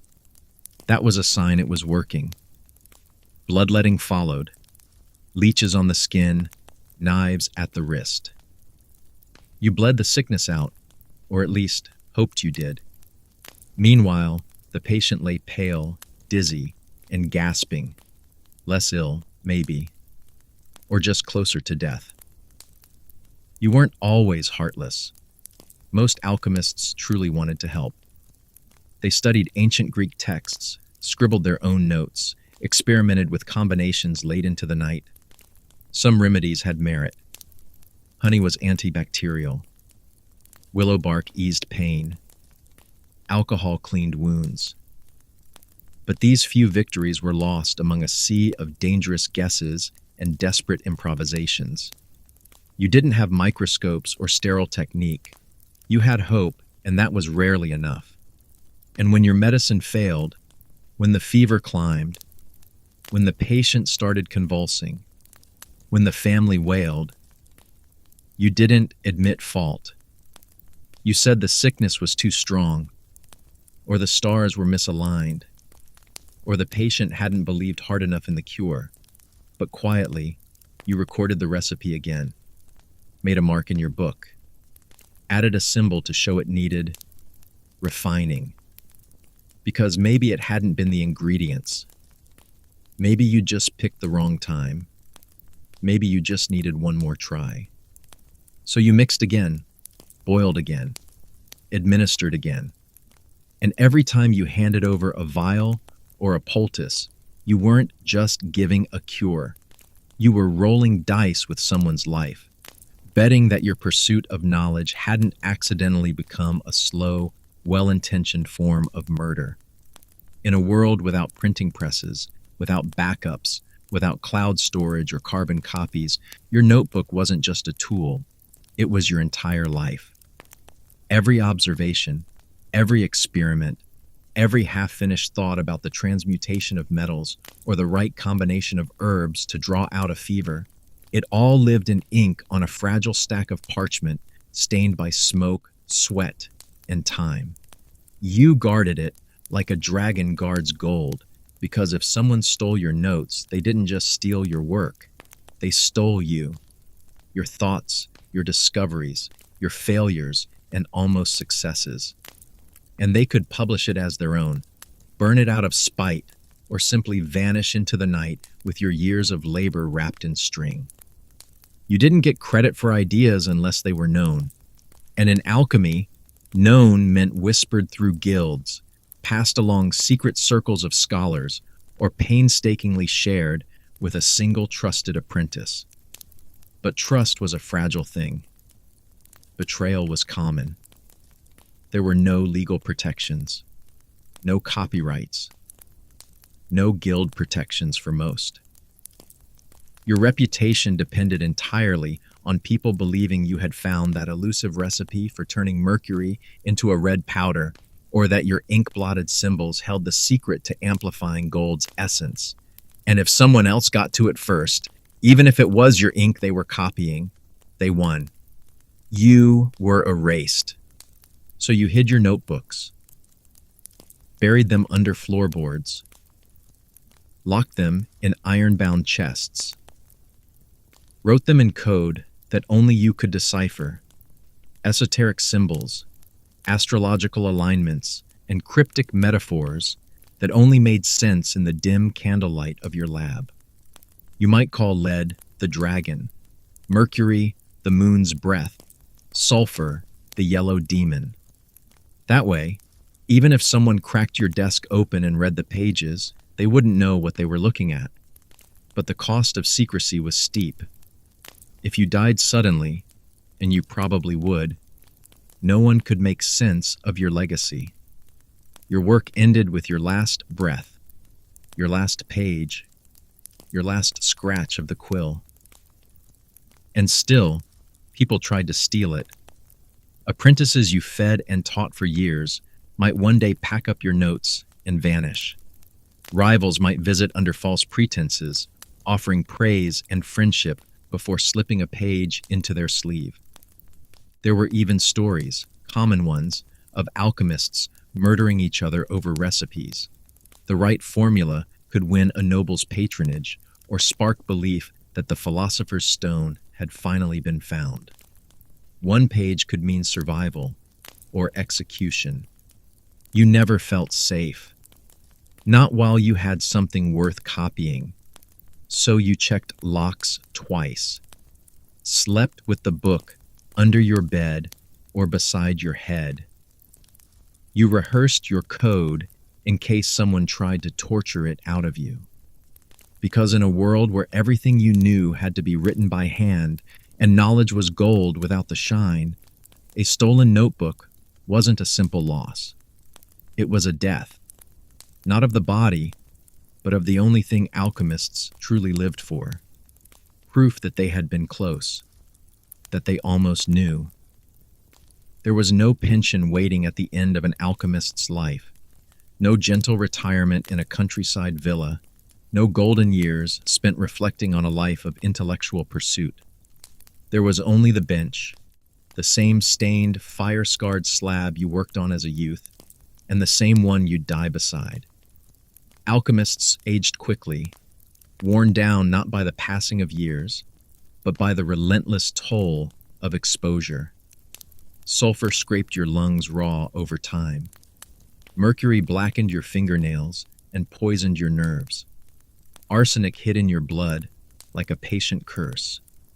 The body didn't hold up under the weight of so much ambition, and yet the work never stopped. You could spot an old alchemist by the tremor in his hands, the cloudy film over his eyes, the cough that rattled up from deep in the ribs with every breath. He wouldn't speak much anymore, not out of mystery, but because his voice had grown too hoarse to rise above the wheeze. His joints were stiff, his hair either gone or falling in brittle clumps. And still he sat at the bench, grinding powders into dust, measuring droplets by feel, staring into the base of a flickering flame as if answers might yet bloom from it. Because even as death approached, the need to finish one last formula, to glimpse the stone, to transmute just once, never faded. You didn't see them die in bed. They died where they lived, slumped over parchment, still holding a stirring rod or scribbling a final line of cipher no one else would understand. Their last breath tasted like metal and ash. Their final moments weren't prayers or farewells, but questions, always questions about what they missed, what reaction might have worked, what alignment of the heavens they'd ignored. They didn't die with peace. They died with unfinished work. And their apprentices, if they had any, were left to decipher scattered notes, half-filled crucibles, and the haunted silence that followed. Sometimes their bodies weren't found for days. The lab would fall eerily quiet, the usual tapping and muttering replaced by stillness. Then someone would step inside and find the figure crumpled in a corner chair or face down in a book of recipes, skin pale, lips blue, glass vials shattered nearby. The glow of the coals might still linger, the air still thick with acrid fumes. And in that moment you'd understand, the master hadn't been working on a cure. He was the experiment, slowly cooked, gradually broken, sacrificed at the altar of obsession. There were no funerals, sometimes not even a grave, maybe a quick burial out back. Maybe just a shuttered door and a new lock, if the neighbors were brave enough to handle what he left behind. But more often, he just faded, disappeared into the very smoke he lived in. Because in the end, the legacy of a medieval alchemist wasn't glory.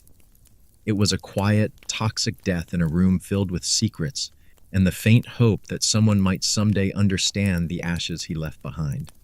It always started the same: sweeping floors, boiling water, fetching coal. The apprentice was a pair of hands, a pair of eyes, and nothing else. They weren't asked for opinions. They weren't taught the secrets. They were taught to obey, to endure, and to keep their mouths shut, while the master muttered to himself over glass flasks and cursed stars. But patience has a shelf life. And in the world of alchemy, where results were rare, suffering was constant, and egos were enormous, that shelf life spoiled quickly. An apprentice learned fast, not because they were taught, but because they had to. They watched. They memorized. They studied the master's scrawled notes when he was too drunk or too sick to notice. They learned not from lectures but from accidents, what color meant danger, what scent came before explosion, what mixture ate through skin in seconds. And as the days dragged into years, they realized something both thrilling and terrifying. They knew more than he thought, maybe even more than he did. But knowing wasn't the same as controlling. The master still held the books, the keys, the patron's purse. The apprentice got nothing but soot under the nails and lungs full of fumes. Requests to learn more were met with derision. Questions were ignored. Mistakes were punished, harshly. There were bruises, sometimes worse, because the master had power, and in that cramped, suffocating workshop, power was everything. So the apprentice waited, watched, took notes, and sometimes took stock of what it would take to be free. Sometimes the fires were real accidents.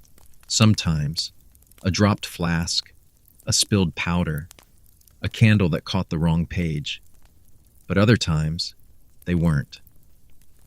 The apprentice had noticed how dry the floorboards were, how unstable the retort stand was, how easy it would be to overheat the crucible and step outside for just long enough. By the time neighbors saw smoke, it was too late. The master's screams didn't last long. The apprentice stood with the crowd, soot on their face, grief on their sleeve, and a story already prepared. He told me to fetch water. When I came back, everything was flames. Not every revenge was fire. Sometimes the master simply vanished, gone on a journey, taken ill. No one asked too many questions because alchemists were always a little odd, a little prone to disappearing. And if the apprentice quietly took over the lab, wore the master's robe, signed the letters with the same name, who would stop them? The patrons didn't care who made the gold, as long as the results kept coming. The neighbors were happy the shouting had stopped. The alchemy community, such as it was, moved on. Of course, not every apprentice had it in them. Some left, some died, some lost themselves in the same fumes. But the ones who stayed, who burned with resentment and ambition, knew the rules of the game. In alchemy, patience was currency. But revenge? That was transformation, the kind you could pull off. No stone required. There came a point, after too many failures, too many sleepless nights, and too many stares into a bubbling flask, that you started to wonder if maybe the answer wasn't in the fire, but in the cup. You'd been mixing herbs, metals, acids, and oils for years, chasing rumors of elixirs that healed, enlightened, or transformed. And when no patron paid, when no transmutation succeeded, when the hunger gnawed and the doubts grew louder than the chants, you drank. Not out of confidence, out of desperation, out of boredom, out of the sick hope that maybe this time something would work. It began with small sips, a tonic that smelled of myrrh and mold with just a hint of copper. You told yourself it was medicine.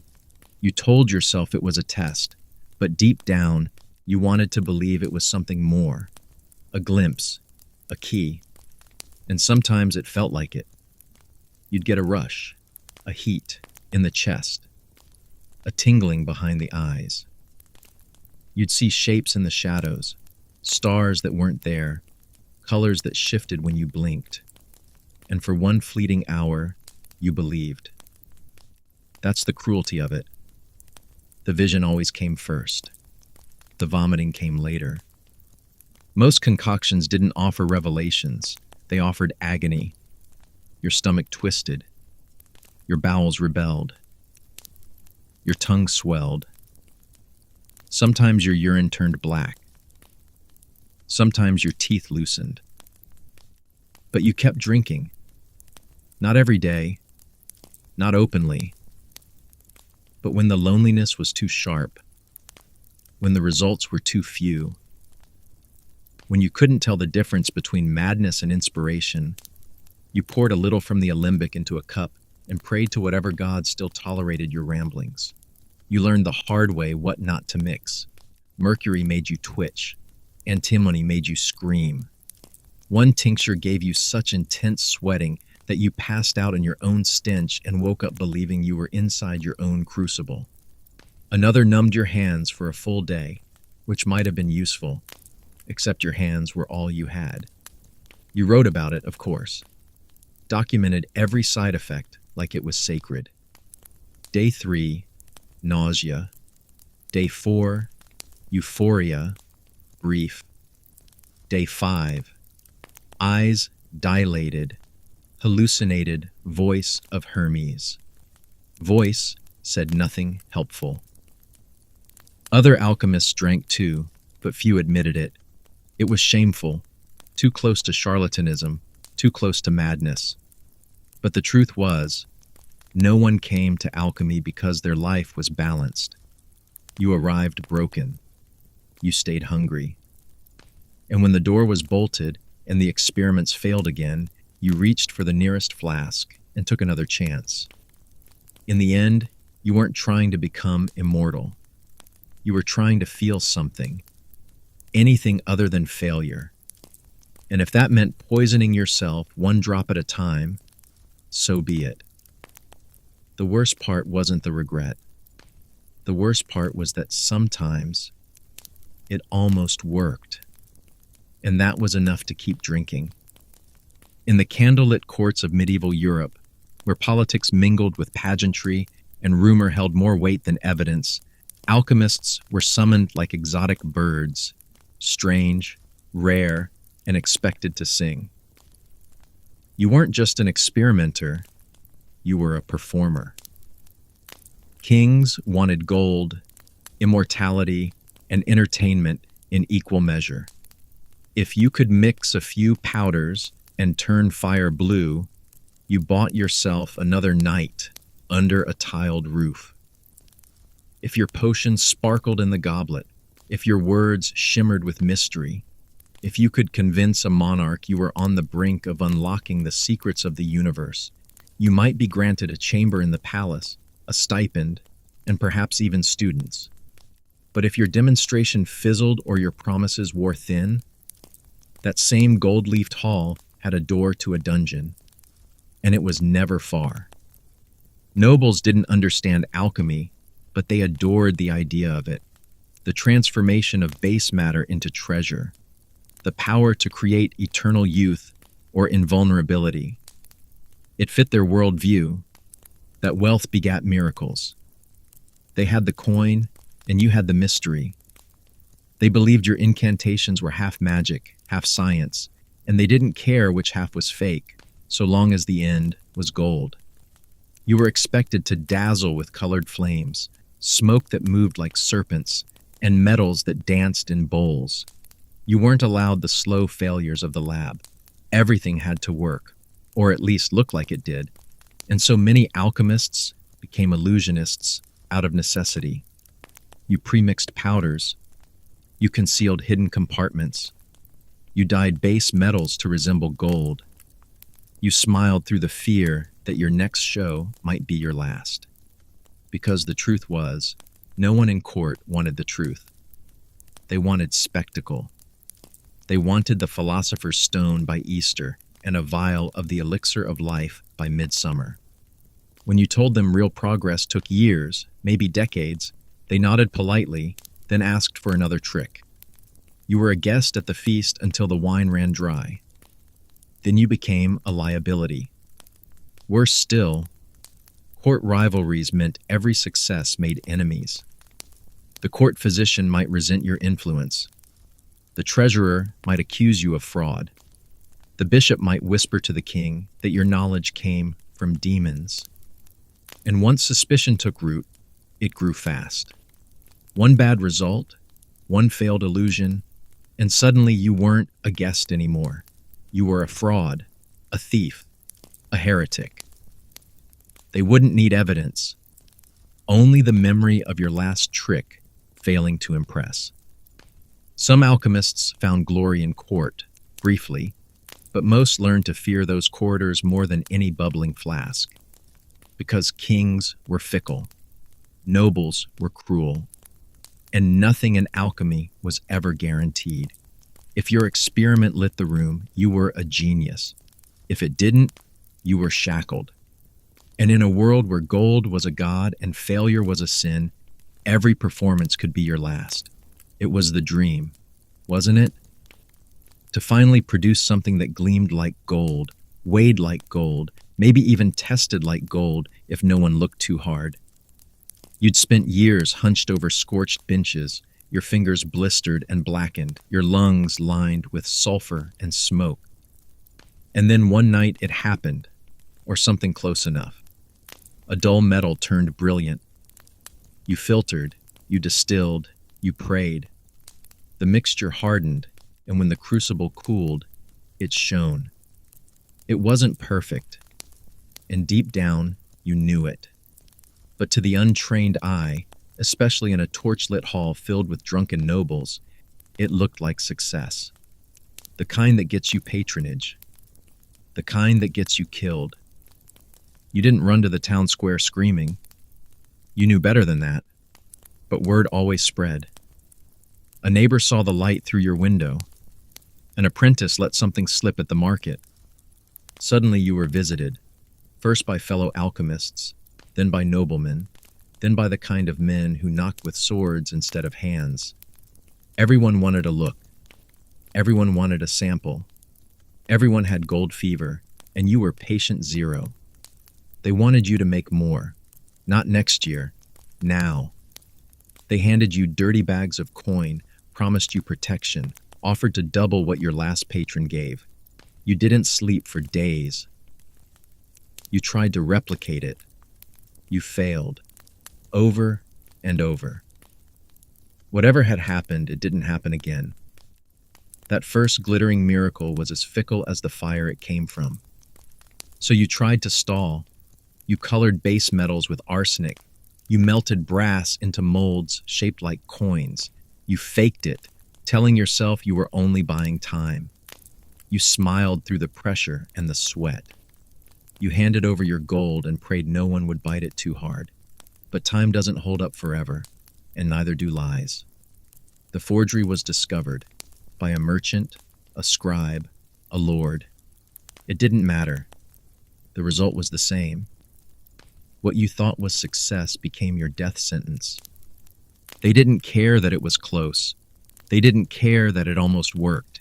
They cared that it wasn't gold. And that meant you were a fraud, a thief, a traitor to every man who dreamed of untold wealth. The court turned on you. Your patron demanded answers. The priest muttered about devilry. The crowd didn't ask for evidence. They asked for rope. They asked for fire. You were lucky if they gave you a trial. More often, they gave you a warning and a noose in the same breath. Irony clung to your final moments. You had, in a way, succeeded. You'd made something that mimicked gold. You'd cracked a piece of the dream. But in this world, alchemy wasn't about discovery. It was about perfection. Anything less was betrayal. And betrayal, in the eyes of kings and crowds, didn't earn you a place in history. It earned you a spot on the scaffold. The door stayed shut for weeks. No one came in. No one came out. At first, the neighbors heard the familiar clang of iron, the hiss of boiling glass, the muffled mutterings of someone deep in calculation or delusion. It was normal, expected even. Alchemists weren't social creatures. They were known to vanish into their own spaces for days, even months, chasing theories that flickered like candlelight just out of reach. So when the sound of life inside the lab grew faint, then silent, most people assumed the work had reached a crucial phase. Perhaps he was transmuting. Perhaps he had found it, at last. the Philosopher's Stone, the elixir, the great work. But inside, the story was different. The alchemist, who had once walked upright, who had once lectured on stars and salts, was now hunched and skeletal, barely able to lift a crucible. His hands trembled not from excitement, but from starvation. His eyes burned not with inspiration, but from days of squinting through clouds of toxic vapor. The room was thick with soot and silence, broken only by the occasional shudder of a collapsing shelf or the drip of a broken flask leaking its final, foul contents. There was no fire left in the furnace, no ink left in the well, just a man surrounded by failure, waiting for one more revelation that would never come. He didn't eat. He forgot how. Hunger was a distraction, and he had long since trained his body to ignore it. His lips cracked, and his skin peeled in patches from years of mercury exposure. His tongue was black from lead, and his mind was a room filled with mirrors, each one reflecting a version of success he could never quite grasp. He'd written down everything, hundreds of pages, but the writing had turned frantic, illegible, drawings of symbols that looped and twisted back on themselves, names of angels, theories about stars, screeds against other alchemists who he believed had stolen his ideas. He was convinced that discovery was near. All he had to do was wait. All he had to do was survive. He didn't. One night, the fumes got too thick. Or maybe the silence pressed too hard against his ears. Maybe he drank something meant for a final test. Or maybe his body simply gave out. When he collapsed, no one heard it. No one smelled the rot.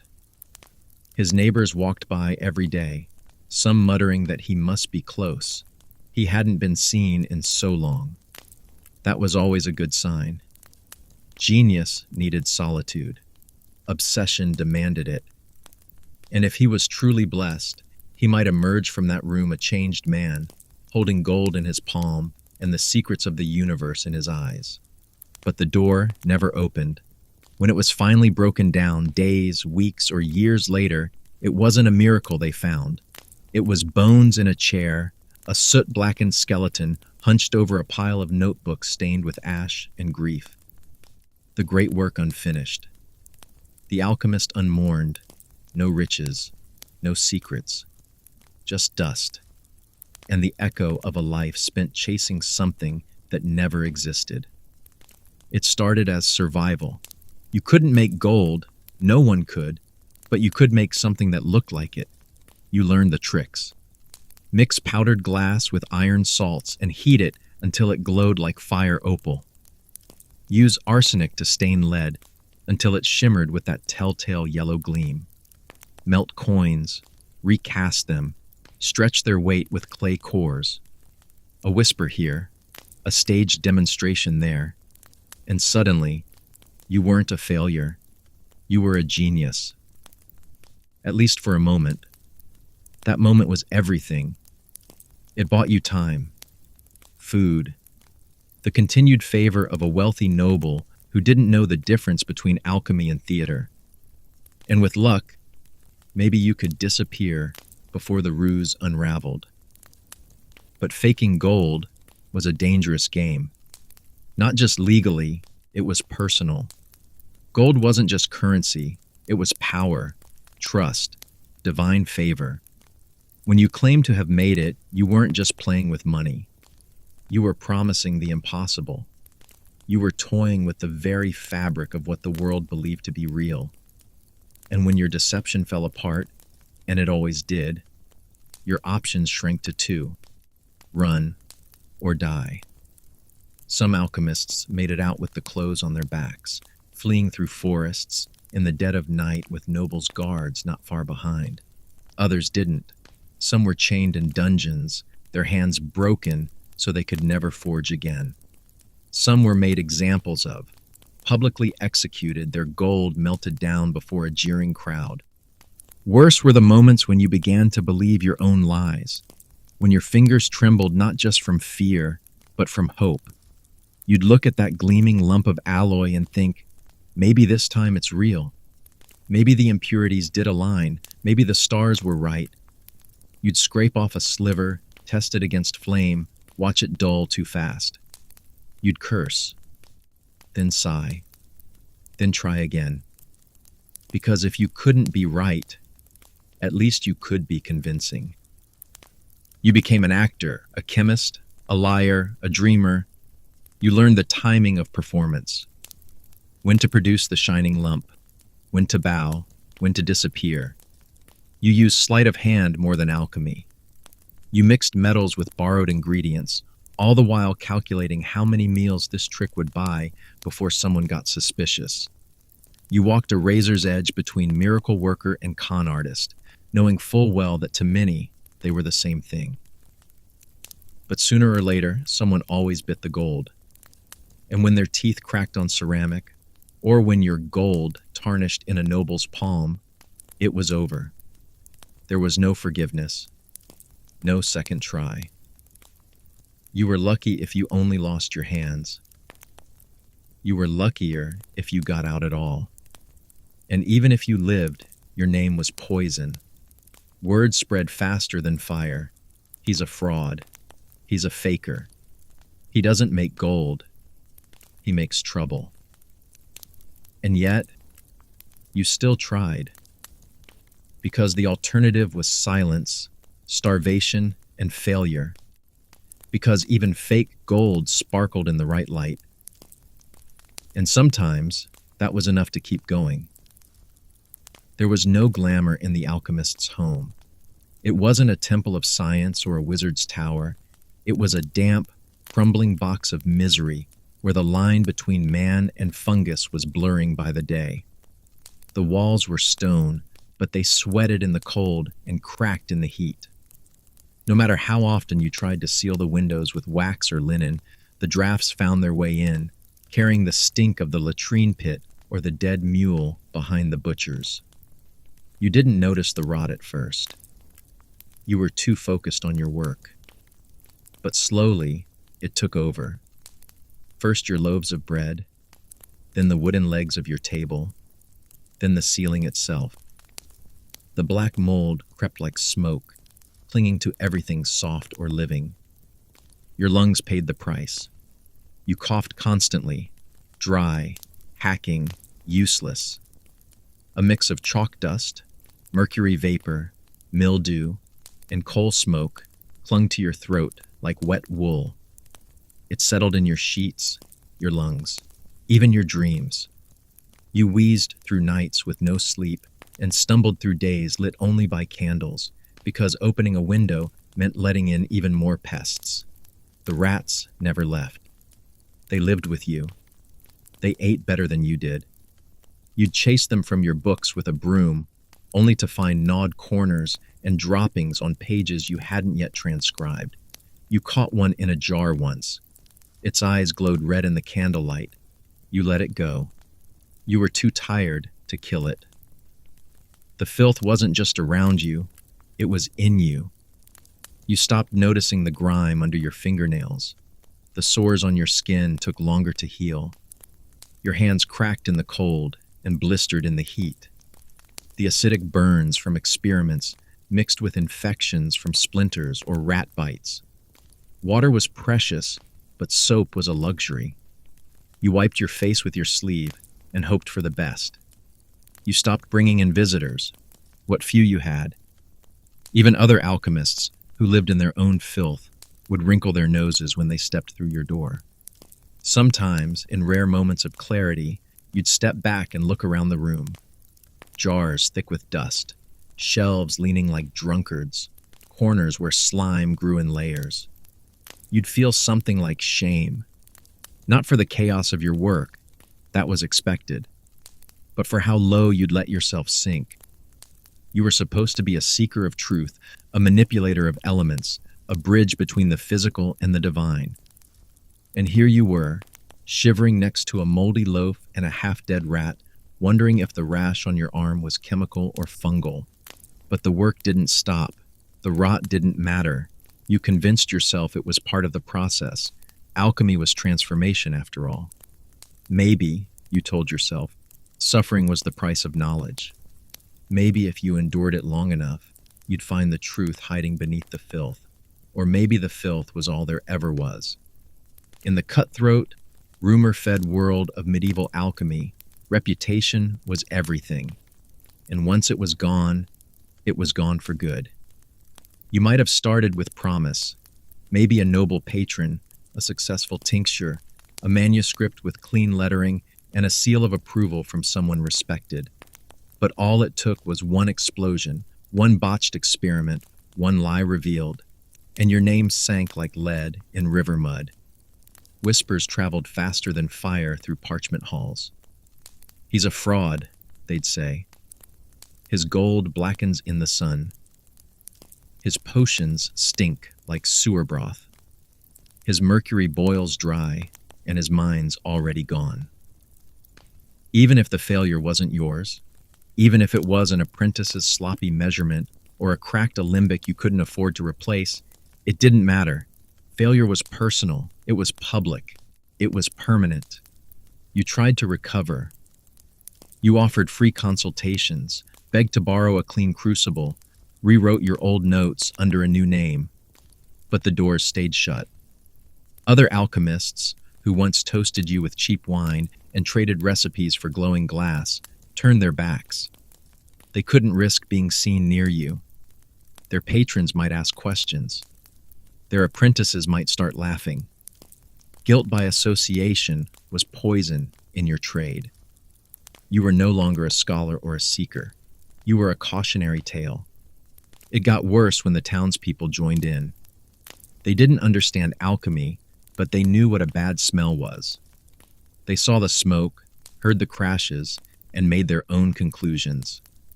The madman up the hill, the liar who promised to cure warts and turned a boy's foot green.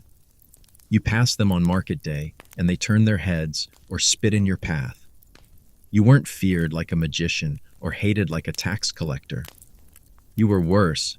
You were pathetic, mocked, broken. Parents warned their children not to end up like you, muttering to flasks and trading their youth for ash and ulcers. Some alchemists left town, hoping for a fresh start in another village, a different duchy, a place where no one knew their failures. Most found the same thing waiting: rejection. A burned name traveled far. Others stayed, spiraling into bitterness. They cursed the books they once worshipped, turned their hatred inward, drank their own poisons. A few reinvented themselves as street healers or charm sellers, surviving on lies so thin even the desperate saw through them. And still, they dreamed. Still, they turned metal in secret, praying for one clean reaction, one glimmer of real transmutation that might erase a lifetime of dirt. But alchemy doesn't forgive, and people don't forget. The flame that once lit your path now smoked up your reputation. No manuscript could clean it. No experiment could undo it. You were stuck in the ashes of your own ambition. And in a world where survival often hinged on illusion, nothing was deadlier than being known as the fool who couldn't fake it right. In death, the alchemist's dignity fared no better than in life. There was no procession, no weeping crowd, no priest to anoint your corpse with oils you once tried to replicate. You didn't die in a bed surrounded by loved ones. You died slumped over a stained workbench, one hand still gripping a broken vial, the other curled like a claw from years of lifting hot iron tongs. The room around you reeked of old acid and rotting parchment. Dust floated like ash in the sunbeam that cut through your cracked window. And when your neighbors finally noticed the silence, they didn't mourn. They plugged their noses and told the landlord to send someone with strong arms and stronger stomachs. There was no money for a proper burial. The last of your coin had gone to vinegar, charcoal, and cheap wine. Your rent was months overdue, and your landlord had long stopped knocking. The graveyard didn't want you. You weren't clergy, weren't noble, weren't even trusted. You were the man who boiled mercury and talked to flasks. Some said you cursed your own bones. Others said the devil had already claimed you. In the end, your body was wrapped in a stained cloth and carted off to the edge of town, dumped in a shallow pit behind the pauper's field. No headstone, no name, no record. What marked your passing was not marble, but the leftover chaos in your lab. Burned papers littered the ground. Half-filled jars crusted over with mystery compounds that no one dared touch. A manuscript sat singed on your bench, pages stuck together with old honey and ink. It smelled like sulfur, vinegar, and failure. If someone bothered to flip through it, they'd find desperate scrawls, corrections, dreams, curses written in a shaking hand. Maybe you were close to something. Maybe not. No one would ever know. The room was sealed eventually by order of someone who didn't want a fire hazard or a scandal. The townspeople muttered, crossed themselves, and went on with their lives. Your apprentices, if you ever had any, wouldn't come back. They'd either moved on or burned out. Your enemies wouldn't gloat. There was nothing to gloat over, only silence. And the world, which never really believed in what you were doing anyway, would keep turning without you. Your name might live on in a footnote, misattributed in a translation of a translation. But the truth, your hunger, your madness, your hope, died in that cold, silent room. No one recited your final words. There may not have even been any. Just the soft hiss of something boiling too long, the crack of cooling glass, and then nothing. So yes, too poor to die properly, too obscure to be remembered, and too stubborn to quit. That was the alchemist's fate. A life burned in pursuit of gold, ending in ash, unmarked and unmourned. The irony of it all is that amid the fumes, the failures, and the foolishness, some alchemists actually stumbled onto something real, something dangerously close to modern chemistry. They didn't know it, of course. How could they? Their vocabulary was mythic, their instruments crude, their methods bound to superstition and celestial charts. But every now and then, in the mess of mercury and madness, a spark of truth flared. A compound separated. A reaction was repeatable. A strange powder behaved predictably under heat. These were not accidents. They were moments of clarity in a fog of delusion. But no one recognized them. Not the alchemist, not their peers, and certainly not their patrons. The knowledge was lost almost as soon as it was found. One man might have isolated phosphorus, but thought it was moonlight distilled from urine. Another discovered acid strong enough to eat through iron, but attributed it to spirits trapped in glass. Repeated experiments hinted at conservation of mass or the properties of combustion, but none of it clicked into place. These weren't eureka moments. They were missed calls in the middle of the night. The language of alchemy, its symbols, metaphors, and secrecy, was its greatest cage. You couldn't build a science when every flask was named for a demon and every failure was blamed on the stars. The tragedy is that these proto-discoveries could have accelerated science by centuries if they'd been recognized, recorded, and shared. But they weren't.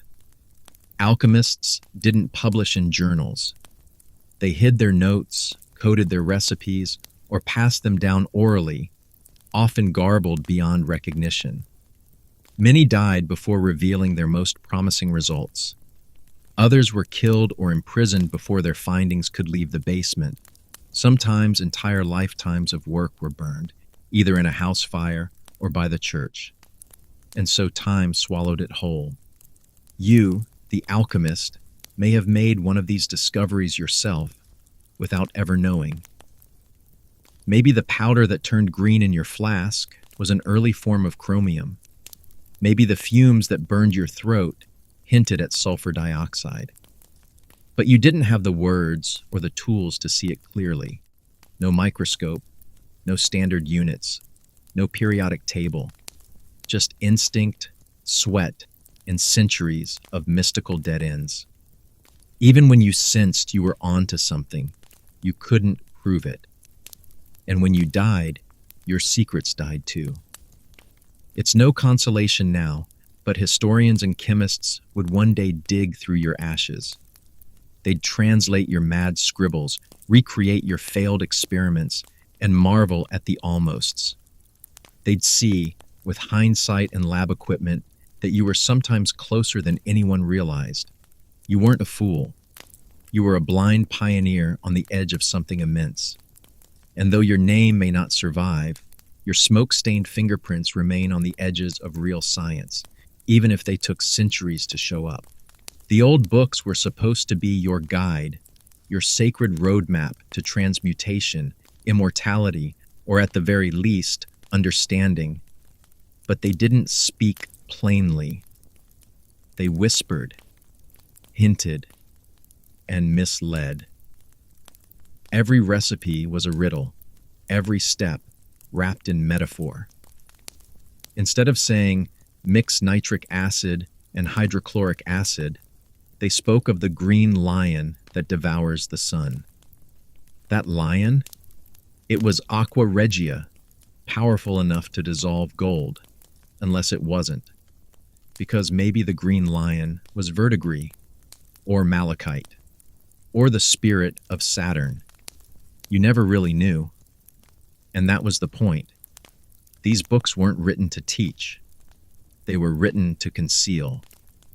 Knowledge, after all, was power, and power could be stolen. So they buried it beneath alchemical allegory, planetary symbols, and celestial language designed to confuse. You spent years trying to decode them, convinced the truth was just one footnote away. You matched Saturn to lead, Mars to iron, Venus to copper. You learned that the Red King must marry the White Queen meant you should fuse sulfur and mercury. Or maybe it meant something else entirely. It depended on the author, the context, and the mood of the stars. And while you were cross-referencing dictionaries of symbols and rereading the same passage for the 100th time, the acids you left boiling would hiss too long, spill, and burn a hole in your table. Or your hand. It was a labyrinth with no thread, no center, and no exit. Worse, some of the books weren't even ancient. They were frauds. Written by con men and plagiarists hoping to impress or confuse, they mimicked the style of older tomes, but offered nothing real. You couldn't always tell which was which. One might describe a procedure that promised the Philosopher's Stone, complete with phases like blackening, whitening, yellowing, and reddening. You followed it faithfully, even as your skin itched and your crucibles cracked. And at the end, nothing. No stone, no gold. Just ash, glass shards, and more questions. You were told the failure was your fault. Not the books. Never the books. You didn't fast properly. You used the wrong planetary hour. You lacked the inner transformation to match the outer work. But the truth was, much of it was nonsense. Elegant, poetic nonsense, but nonsense all the same. A code with no key. A map with no destination. And yet you kept trying, because what else was there? You couldn't abandon the books, because they were all you had. And once you believed the secrets were real, not following them felt like betrayal. So you guessed, you boiled, you burned. Your eyes bloodshot from smoke and sleeplessness, your fingers stained with silver nitrate, your lungs tight from sulfur vapor. And still, you turned the page to the next cryptic chapter, desperate for a sentence that finally meant what it said. You weren't just deciphering symbols, you were decoding entire languages you barely understood. The ancient masters wrote in Latin, Arabic, Greek, sometimes even mixing them in the same line. And if you were lucky, you had a rough translation. If you weren't, you had to rely on your own guesses, or the guesses of someone just as clueless, decades earlier. Every misread verb was a misstep. Every wrongly copied noun could send your concoction spiraling from harmless to fatal. What did calx mean? Lime, quicklime, a white powder, a stage of purification? You didn't know. You thought you did until your lungs filled with choking fumes from the wrong mixture and you collapsed onto your bench, clawing at the air. And the texts weren't straightforward, even when you could read them. They dripped with metaphor, illusion, and outdated medical theory. Cook the serpent until it devours its tail. Does that mean distillation? Sublimation?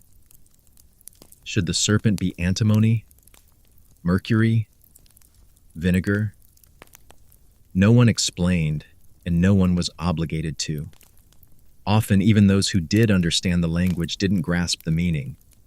Words changed across time and culture. A Greek term might become something completely different by the time it passed through Arabic scholars and Latin monks, each layering their own interpretations over it. You were working from a game of telephone across centuries, and when the message reached you, it was garbled, cryptic, and half erased by ink smears and wormholes. Still, you tried. You pored over dictionaries and glossaries late into the night, surrounded by scraps of parchment covered in marginal notes and question marks. You begged a local cleric for help with a Latin phrase, bribed a merchant to get you an Arabic lexicon, traded a formula you barely trusted for a Greek primer. And you got things almost right. Close enough to build the furnace, close enough to mix the salts, but not close enough to survive. The difference between gently warm and heat until red was a difference in temperature and life. One meant slow transmutation. The other meant a shattering flask, flying glass, and a nose full of burning ash. Some alchemists tried to hide their ignorance by pretending the errors were part of the mystery. They called their mistakes philosophical metaphors. But the truth crept in eventually. Through the coughing fits, the twitching fingers, the burnt skin. When you couldn't even pronounce the substance you were using, you had no idea it was killing you. You didn't read the word arsenicum right. You confused oleum vitrioli with aqua fortis. You believed a mistranslation that said drink when it meant distill, and you paid the price, not with embarrassment, but with agony. Because alchemy wasn't just about decoding metals, it was about surviving language. And most of the time, you didn't. The idea of a brotherhood of alchemists was a myth, one that got a lot of people killed. You didn't trust other alchemists. You barely trusted yourself. Everyone claimed to have a secret formula, an ancient scroll, a shortcut to gold or immortality. And if you did have something rare, something even close to working, you never shared it openly. You whispered. You encoded. You lied. Because the man nodding politely across the table might copy your notes, poison your tinctures, or slip something under your door in the night that made your skin peel off in sheets. Alchemy was a solitary pursuit, not by design, but by necessity. Because the people who understood what you were doing were the same people most likely to take it from you, by force if they had to. The few times you did try to collaborate, it didn't end well. Maybe it started with excitement. You'd meet someone in a tavern or a scriptorium who spoke the same strange language, who'd heard of the same stars, the same metals, the same impossible rumors. You'd swap ideas, compare diagrams, argue about translations. And for a moment, it felt like discovery was possible. But then something shifted. Your partner claimed you stole their idea. Or they stopped sharing altogether and vanished with half your notes. Or one day, you walked into the lab and everything was gone. Your books, your equipment, even your firewood. Just an empty bench and a broken lock. And when it didn't end in betrayal, it often ended in madness.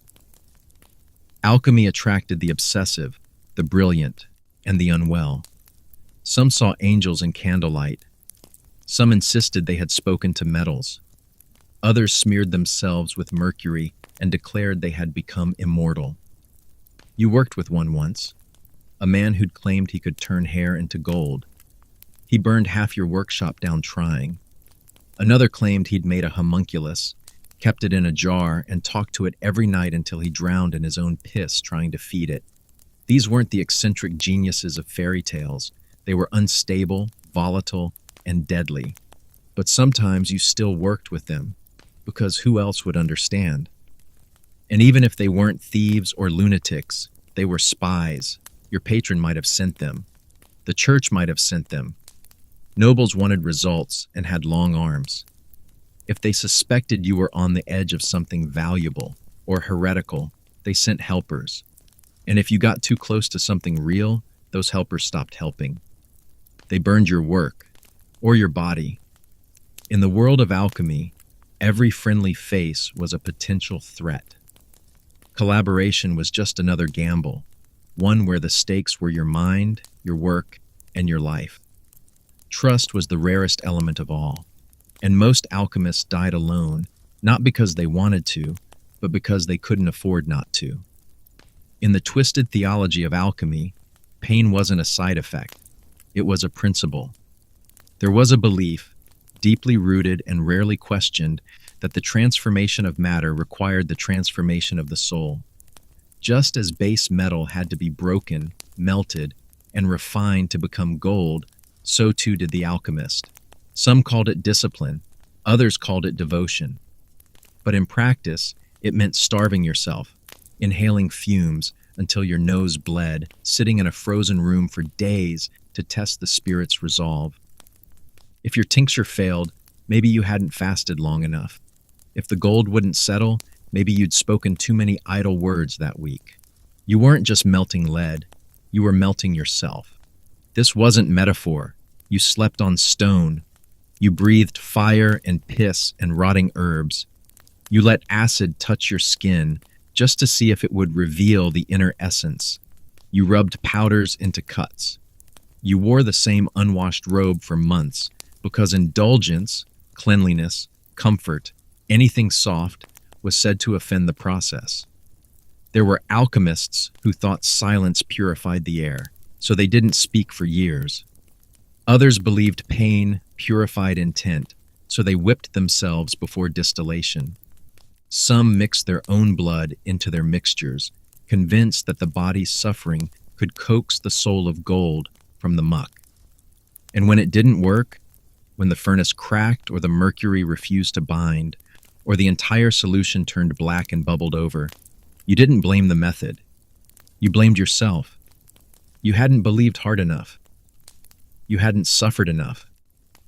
The alchemical process wasn't just about balance of elements, it was about the balance of sin. And every failure felt like a confession. That idea, the need for pain, bled into every part of your life. You distrusted joy. You avoided pleasure. You drank your own poisons before you trusted wine. You muttered prayers not to God, but to Saturn, Mercury, and sulfur. You called failure trial, called pain penance, and lived in the hope that purity came from heat, not peace. The worse you felt, the more convinced you were that success was near. And maybe that was the real transformation, not lead into gold, but reason into madness. You didn't just accept pain, you began to worship it. You chased it, believed in it, folded it into your process until it became indistinguishable from your purpose. And in the end, your work wasn't about gold anymore.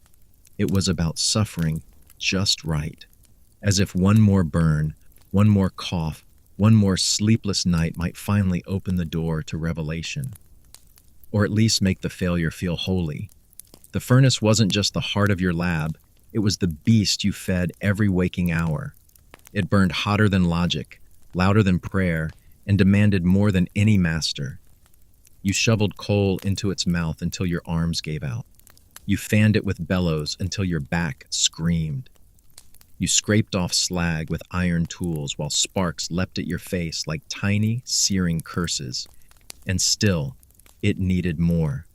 More wood, more coal, more attention. You couldn't leave it for a moment, or the heat would dip, the metals would seize, the entire transmutation would fail.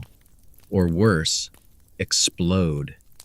Some alchemists believed the furnace had a personality, that it knew when you were tired, that it punished you for resting.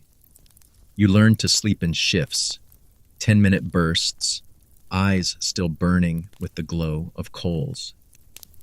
You wrapped your arms in cloth to avoid the burns, but the heat always found its way through. Your skin blistered, then hardened. Your eyelashes fell out. You stopped noticing the smell of scorched hair.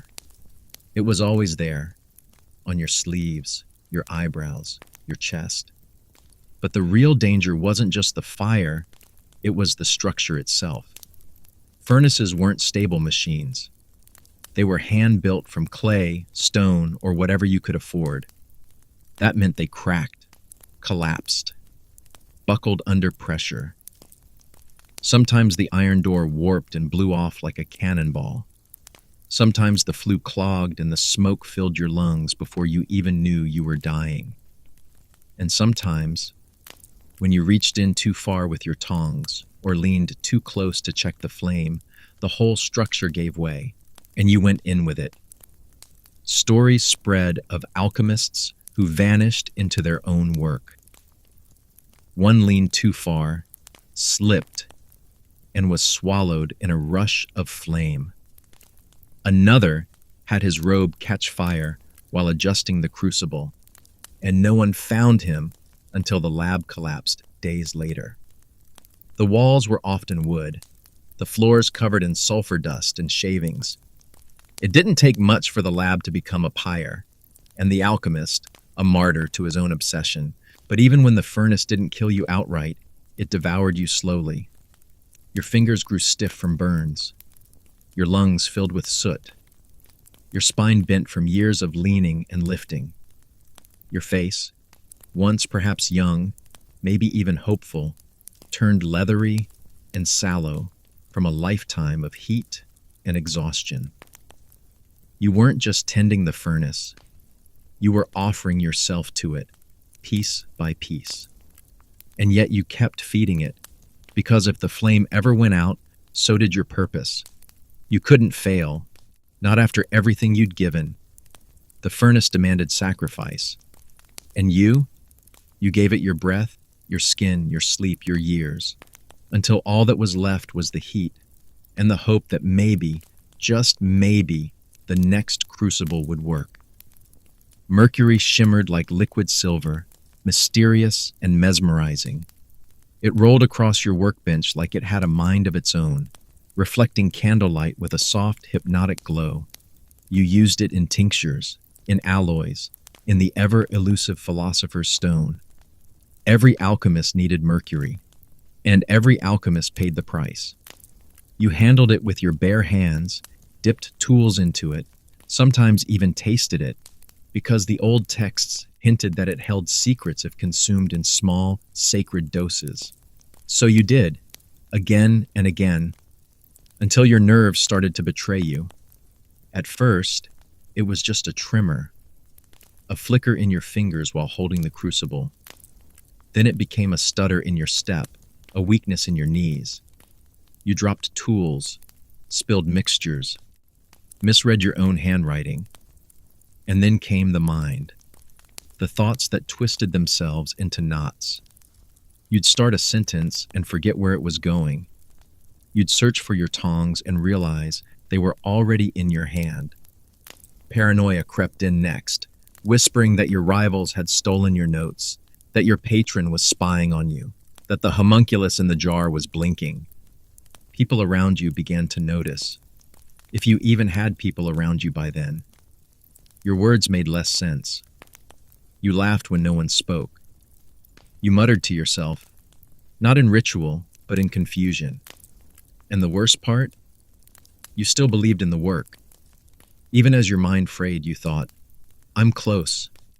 One more transmutation, one more formula, one more night without sleep, and I'll make it.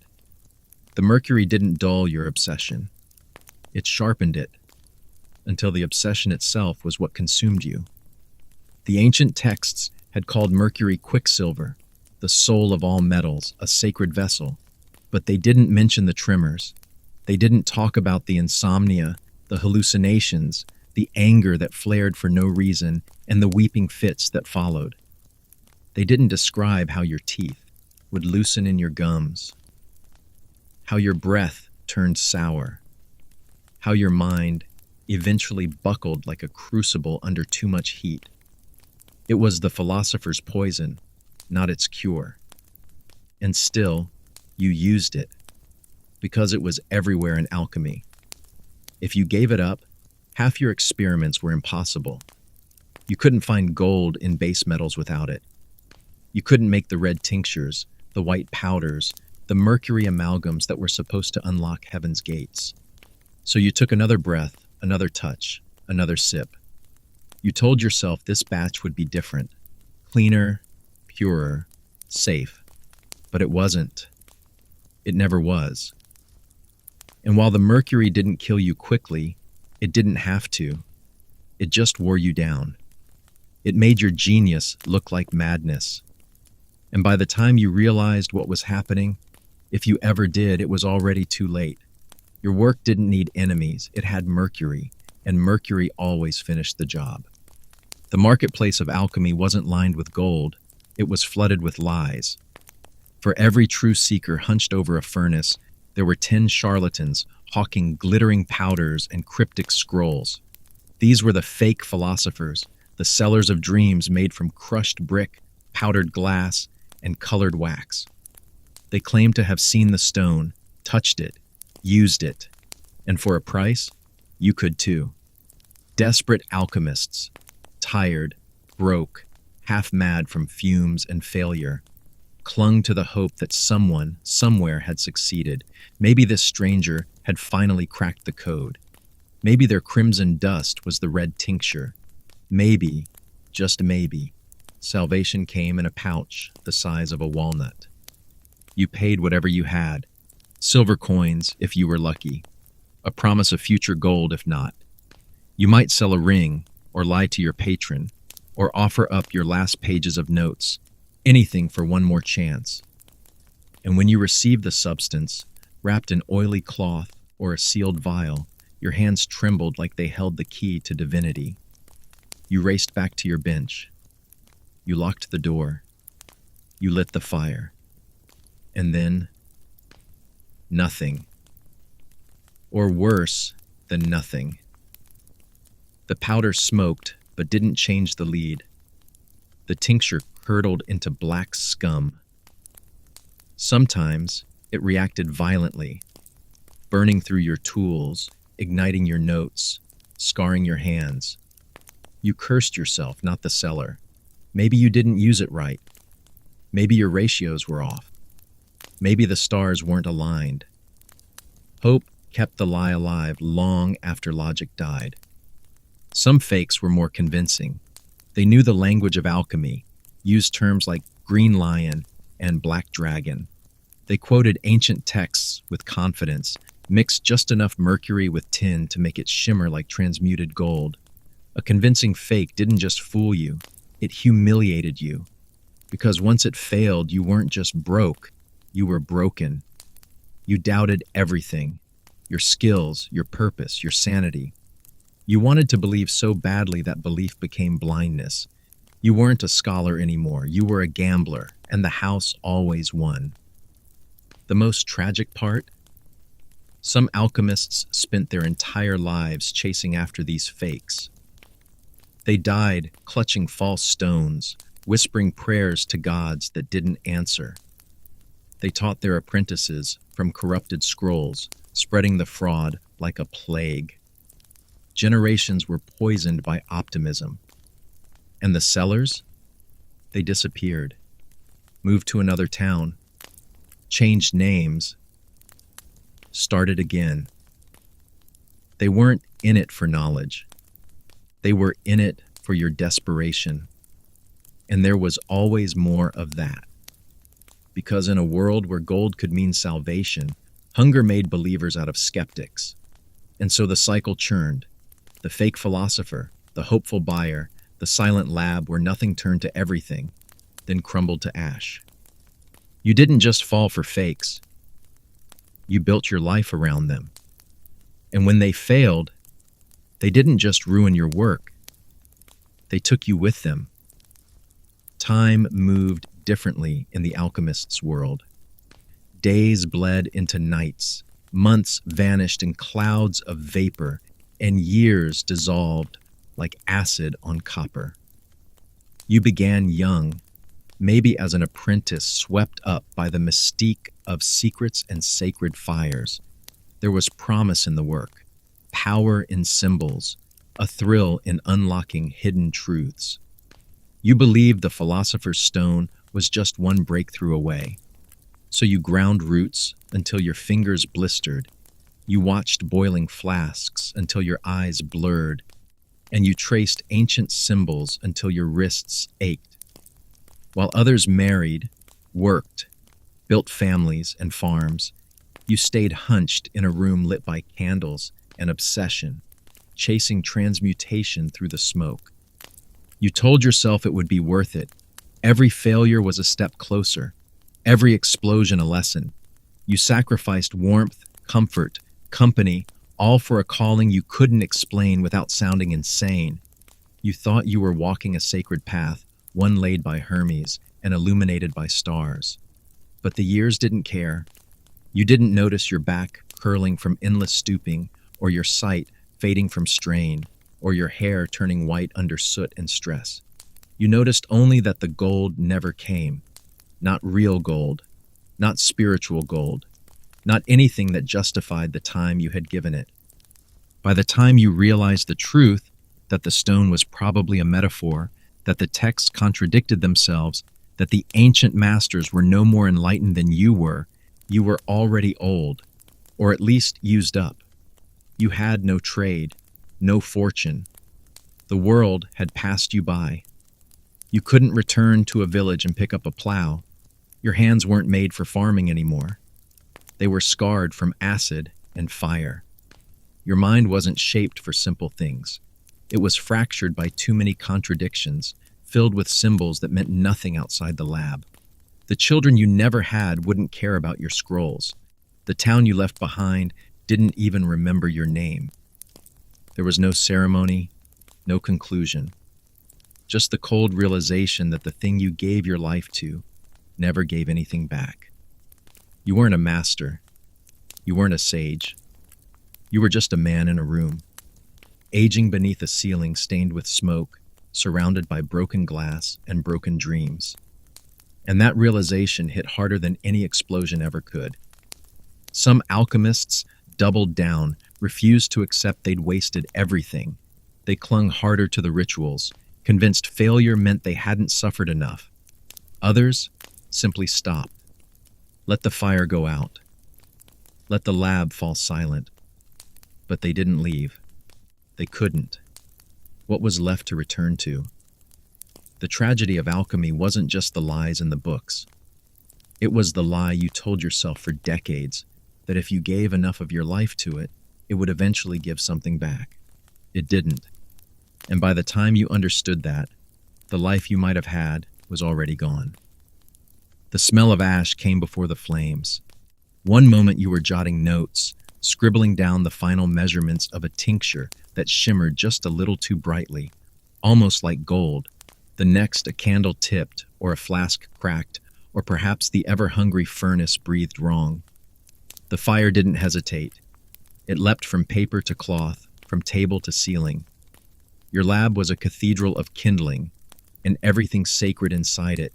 The scrolls, the diagrams, the careful annotations written in a blend of Greek, Latin, and desperation, burned in moments. The air turned black. The heat folded the room inward, and you barely escaped with your life. The scroll didn't. What you had seen, no one else would. That formula, the strange shift in the metal's texture, the brief glow that didn't fade, gone. Your proof, your claim to something real, reduced to cinders and disbelief. When you told others what had happened, they laughed. Or worse, they nodded with pity. That same expression they'd used when a failed alchemist claimed to have seen a homunculus blink. No one believed a man who had nothing to show but soot on his skin and tears in his eyes. Not in a time when truth lived on paper and reputation lived on proof. You tried to recreate it.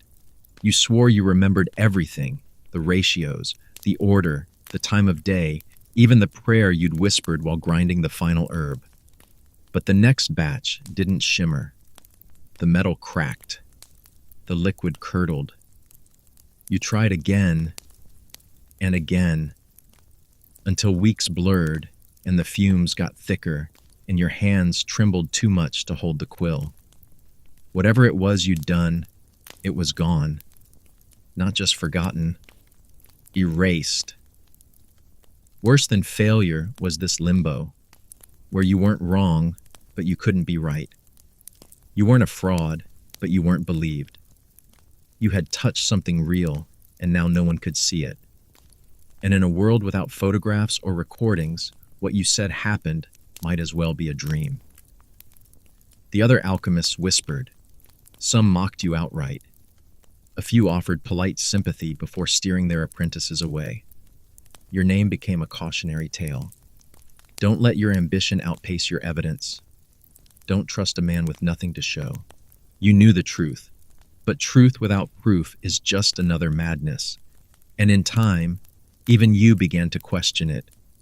Did the gold truly glint? Did the powder really transmute? Did the scroll exist?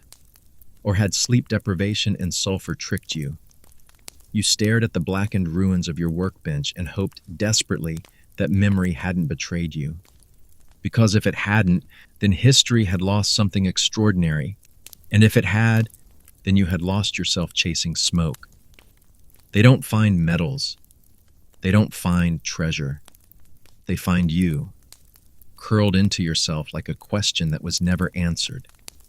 When archaeologists unearth the remains of medieval alchemists, the story isn't told in parchment or praise.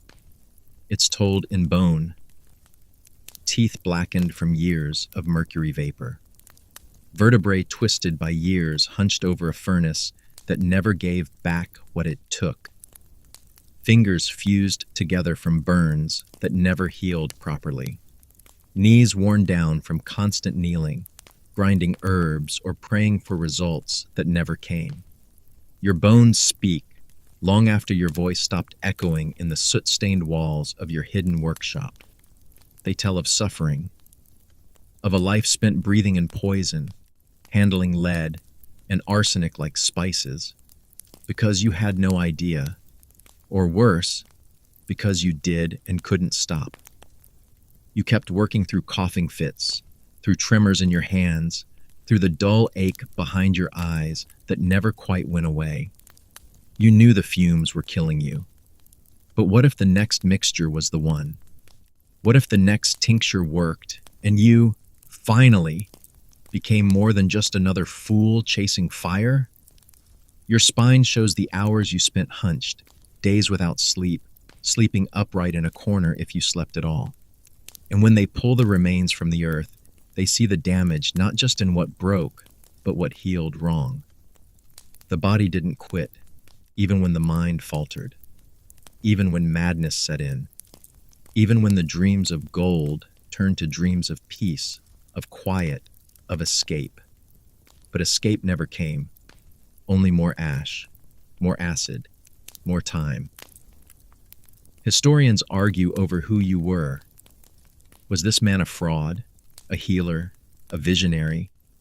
Was this woman a charlatan, a mystic, a genius lost to time? They never quite agree, but the body tells its own story, one of agony and persistence. You didn't die because you gave up. You died because you never did. Because every bruise, every missing tooth, every blackened rib, every melted joint was the price of devotion to a goal that kept retreating just as you neared it. There are no statues for people like you, no monuments, just quietly cataloged remains in museum drawers and scientific journals, just the echo of your life told in calcium and decay. But if anyone listens closely, they'll hear it, a whisper from the marrow, from the worn-down sockets of your knees, from the collapsed ridges of your skull. It says, I tried everything, and it wasn't enough. That's your legacy, not gold, not immortality, but a ruined body buried beneath centuries of silence. And yet somehow, it still speaks louder than any scroll you ever wrote. Long after your hands went still and your manuscripts crumbled to dust, men in robes crept through the ashes of your work, looking for something they could claim. These were not alchemists.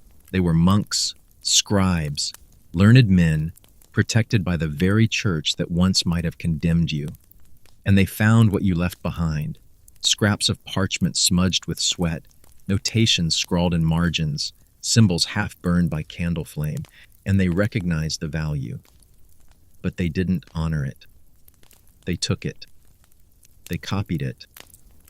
They cleaned it up, replaced your rough Latin, or coded shorthand with biblical elegance, then scrubbed your name from every page. You died alone, coughing into your hands and still hoping the mixture might work. But centuries later, your methods, your crude tests, your half-failed breakthroughs, your stubborn persistence became wisdom. Not yours, of course. The names credited were saints, doctors of theology, cloaked figures writing from ivory towers far from the stench of sulfur and decay. These new scholars didn't need to sweat by a furnace or risk arsenic poisoning. They quoted your ideas like gospel and cloaked them in divine providence. Gold transmutation became allegory. The philosopher's stone became spiritual enlightenment. The grind of your life was rebranded as a holy metaphor. And they wrote it all in ink that wouldn't fade, bound in vellum and locked in libraries you would have never been allowed to enter. They told their students of divine harmony, cosmic resonance, the sacred purity of matter. But they never told them about you, the soot-faced madman who first dared to mix those powders, who set his hair on fire, trying to recreate the sun in a clay bowl. You became a ghost in your own story. They even stole your failures. The curses you wrote in frustration, the margin notes of does not work, the tears you left on cracked pages, those too were transcribed, sterilized, made useful. What they didn't understand, they either erased or reinterpreted as spiritual mystery. The green lion, the red king, the dying sun. They turned your metaphors into mysticism and your guesses into doctrine. You weren't just forgotten, you were overwritten. And the irony? Some of the same churchmen who once would have burned you for heresy now built entire schools off your ashes. They rewrote history to fit their needs and buried your bones deeper under the polished marble of their certainty. And when the world eventually praised alchemy's role in the birth of science, it wasn't your name on the plaques. It was theirs. But the truth, buried in footnotes and misattributed diagrams, still flickers.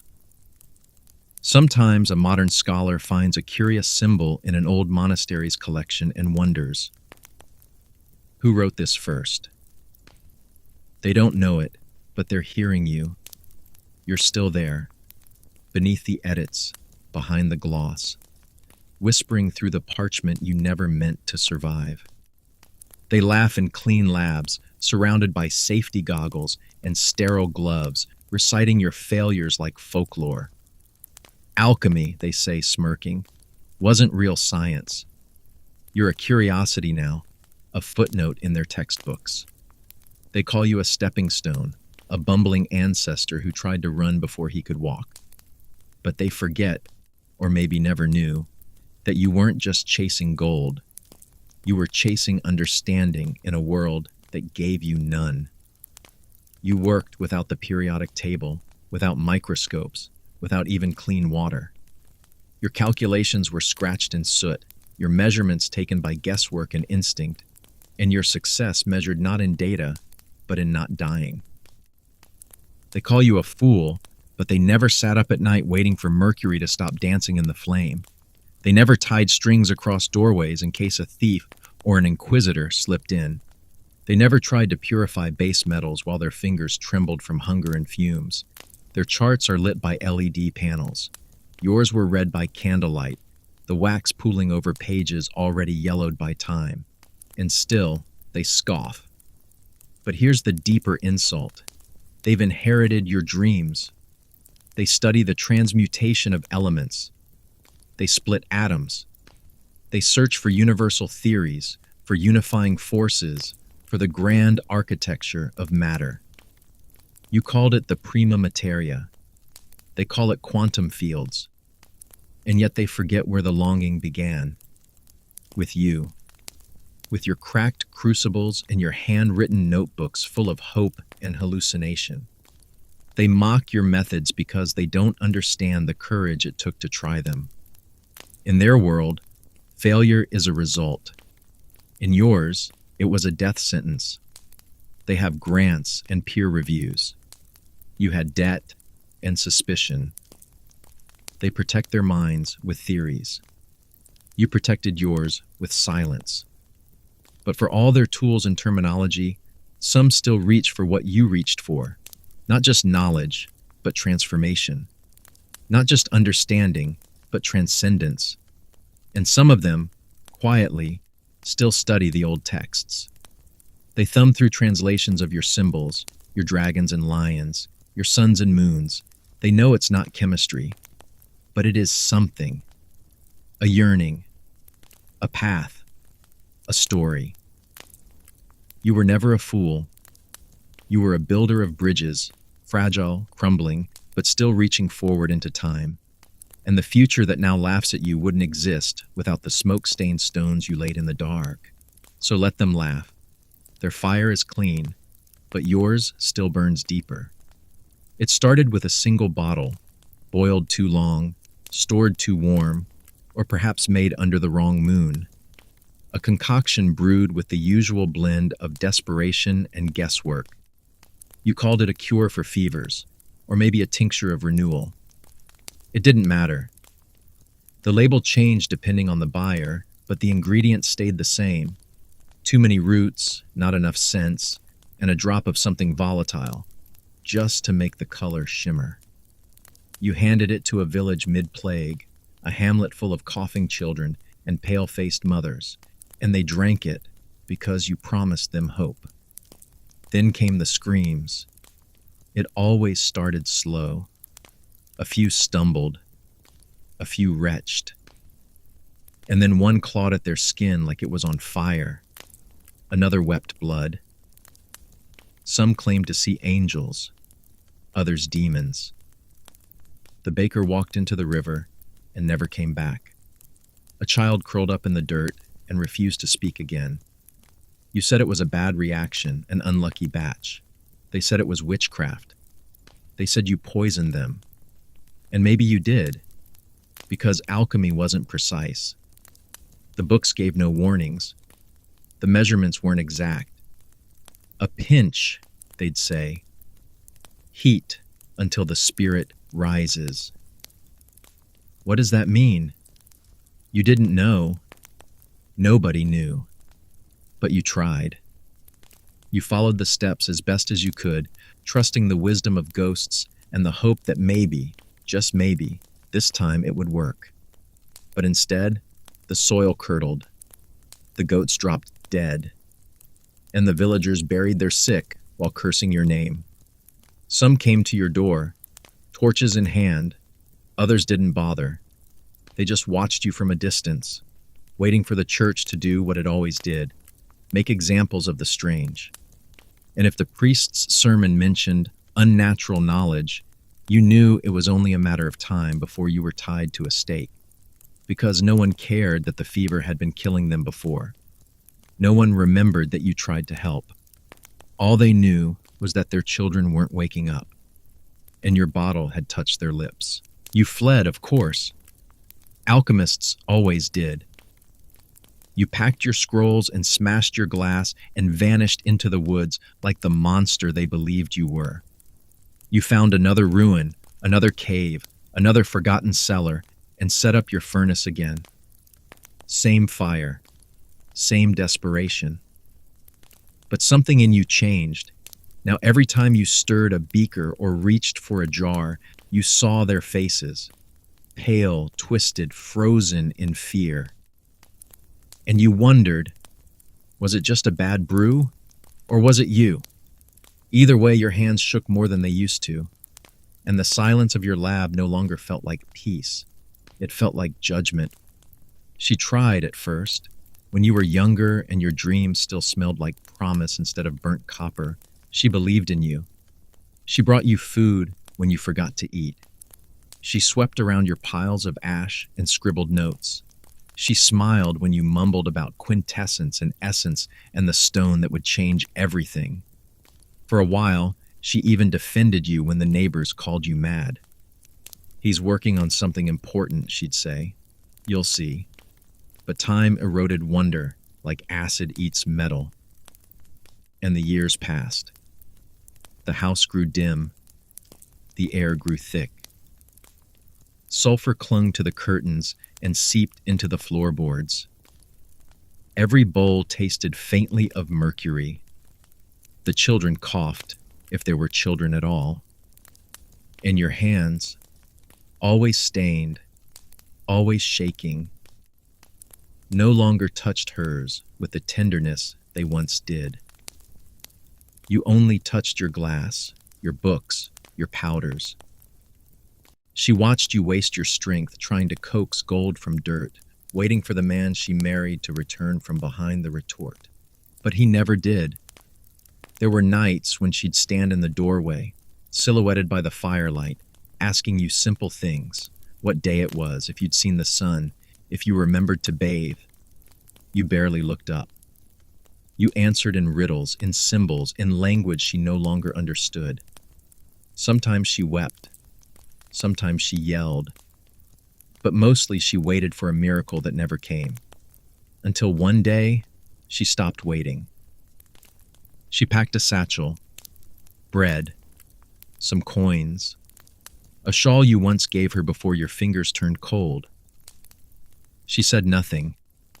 Or maybe she left a note you never saw, lost beneath some scroll about planetary alignment. You noticed the silence first, then the emptiness, the scent of her hair gone from the linens, her voice no longer humming in the kitchen. And then, like all things you tried to hold on to, she was ash in the wind. You told yourself she didn't understand, that she couldn't see the importance of your work, that great men always walked alone. But sometimes, on sleepless nights, you held one of her hairpins or stared at her empty chair and realized the truth. She left because she did understand. She saw what the furnace took from you, and she refused to let it take her too. Other alchemists laughed, dry, brittle laughs filled with bitterness. "Wives leave," they'd say. "That's just the cost of the work." But deep down, every one of them knew it wasn't just the work. It was you. You had chosen dreams of transmutation over the simple alchemy of love. And in the end, the only thing you ever truly turned to gold was the ring she left behind, glinting in the dust on your shelf, untouched for years. You spent your life bent over parchment, ink-stained fingers trembling as you sketched formulas no one else could understand, margins filled with musings, glyphs, prayers to gods and stars alike, diagrams of furnaces that never quite burned hot enough, lists of ingredients too rare to gather, too toxic to survive. You wrote through winters without fire, summers without sleep, pages curled from the heat of your experiments. Others stuck together from spilled tinctures and blood, your own more often than not. These weren't just notes, they were your last remaining link to hope, to purpose. You weren't trying to be famous, you were trying to prove it mattered. That your suffering, your sacrifice, your solitude had a shape, had meaning. Every night by candlelight, you made new vows in your script. This time it would work. This combination would unlock it. Not gold. No, you'd stopped chasing that particular lie years ago. Something better. Purification. Ascension. A substance so pure it would transform your soul. The great work wasn't just metal. It was spirit. And the only witness to your struggle was the parchment you wrapped around your life. But paper doesn't remember the way you hoped it would. When you died, and you did quietly, like most alchemists, slumped over your bench with your eyes open to a ceiling full of smoke, no one knew what you'd written. Maybe your landlord found your body. Maybe a curious neighbor. Maybe the rats got there first. But no one knew how to read your shorthand. No one saw the patterns in your notes, the years of trial that taught you which combinations made fire leap and which ones ended in silence. No one recognized the brilliance inside your mess. They opened your journal and saw madness, scribbles, a dead man's confusion, so they swept it away. Maybe the pages burned with your body. Maybe they were sold for scrap or used to light a hearth. A few might have survived, buried beneath bottles or folded into a cracked cabinet. But without you to explain them, they were nothing but ghosts. You had spent a lifetime carving your legacy in letters, thinking the act of writing was permanence, that ink on vellum would outlast your breath. But the truth was colder than lead and faster than flame. Your work didn't survive you. It waited for you to return. And when you didn't, it gave up.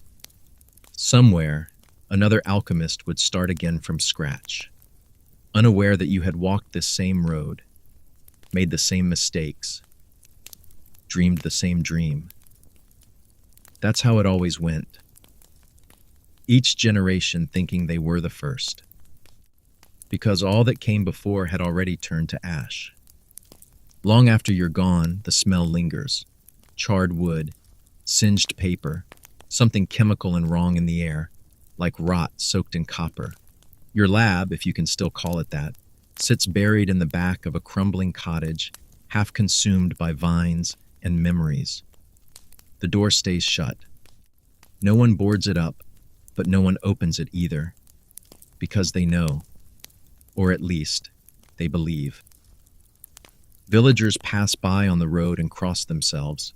Children dare each other to touch the threshold, but none do. The wind pushes against the cracked shutters like it remembers the screams. Inside, the bench is still there, though the surface is scorched and warped. The retorts and crucibles remain, half melted, fused into whatever they once boiled over. A black stain curves along the stone floor, a memory of the last fire, or the first. Bottles of clouded liquid sit undisturbed, too dusty to reflect the light. A furnace, collapsed but not cold, leans like a broken rib cage. Someone says they saw it glow once, years after your death. Another swears she heard whispering from within the walls.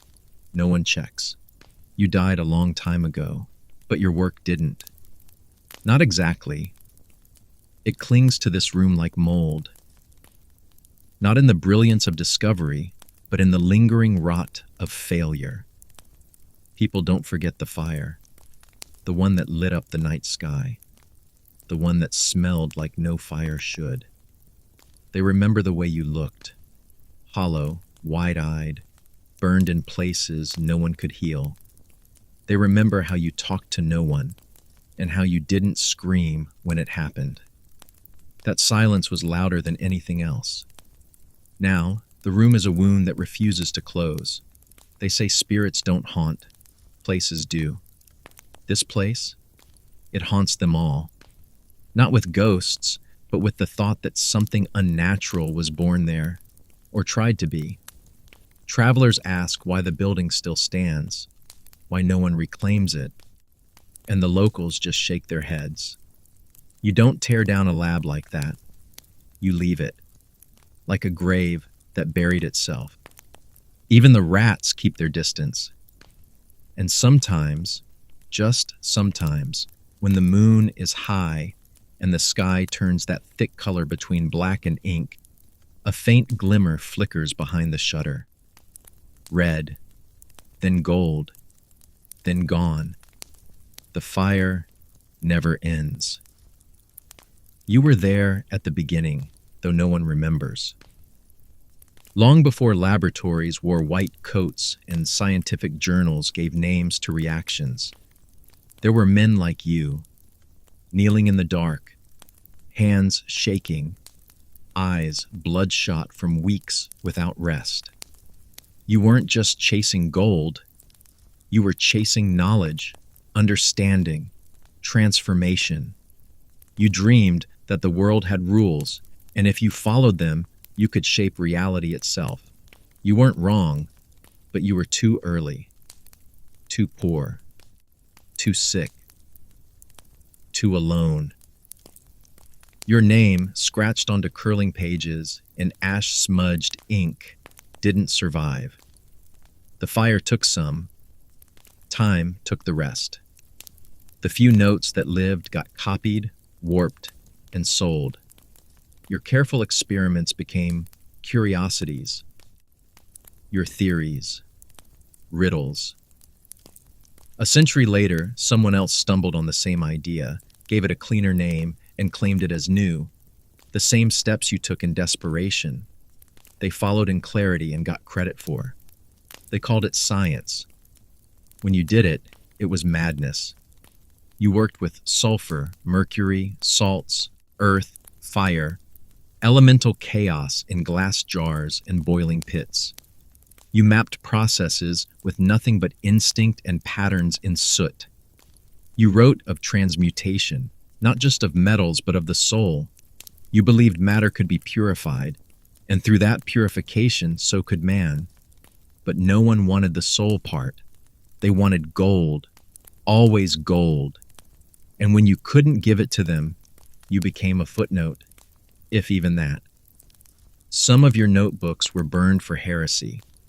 Others were hidden in church vaults and never seen again.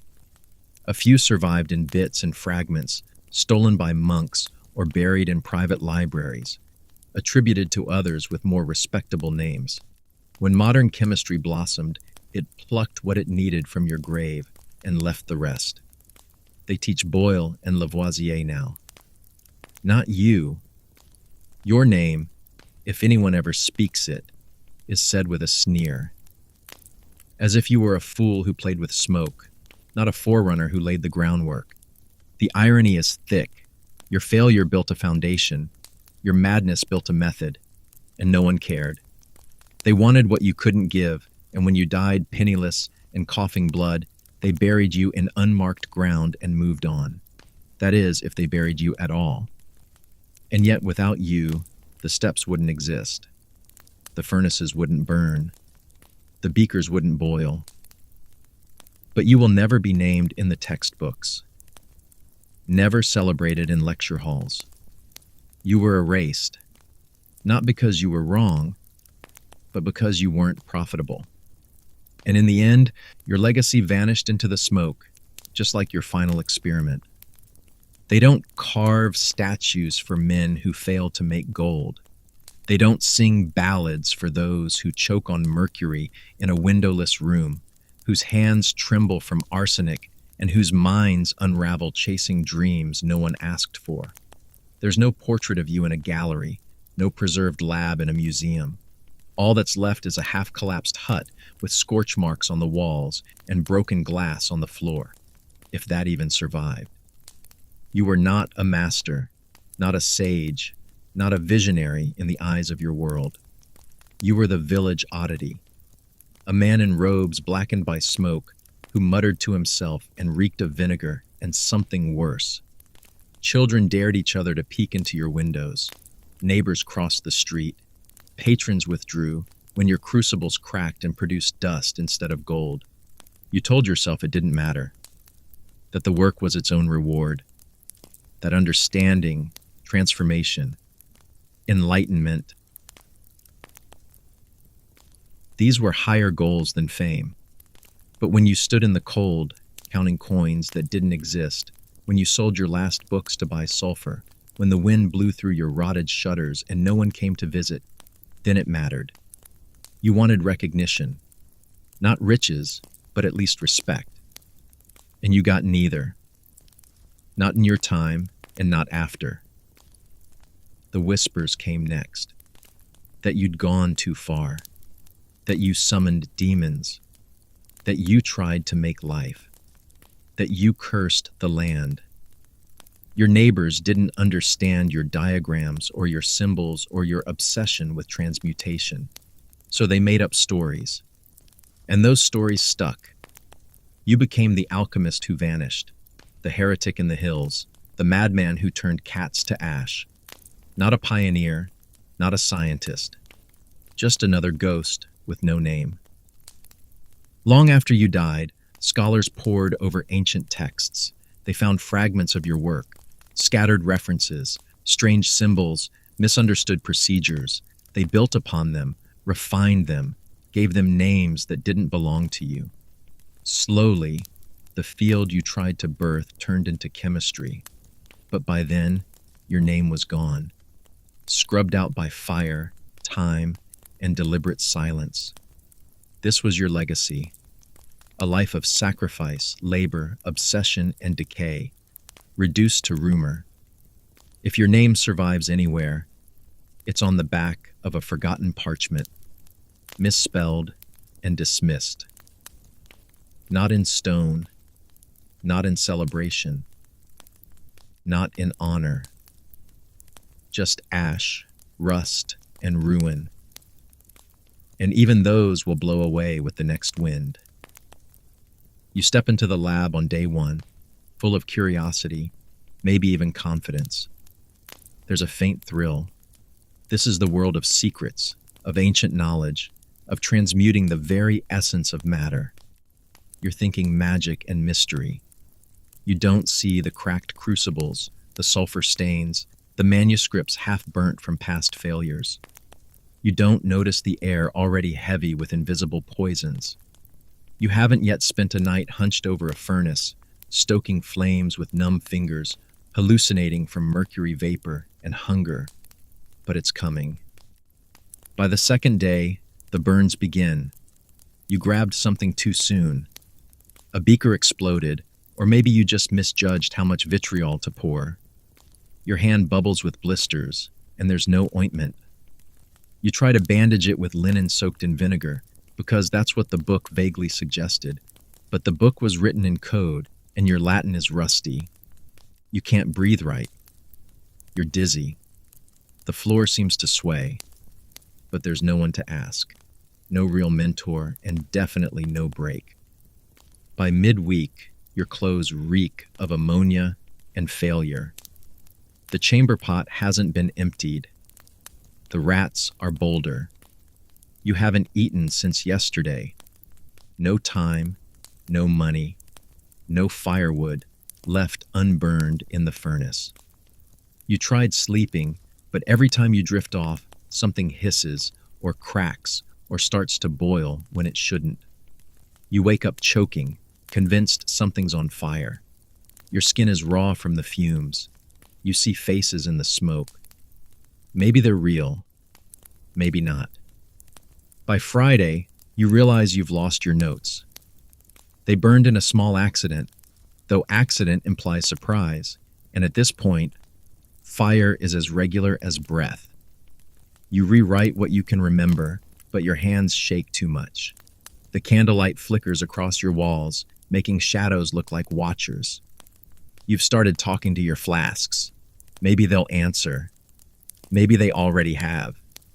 You think you're doing this for knowledge, for truth, for something noble. But truth isn't noble.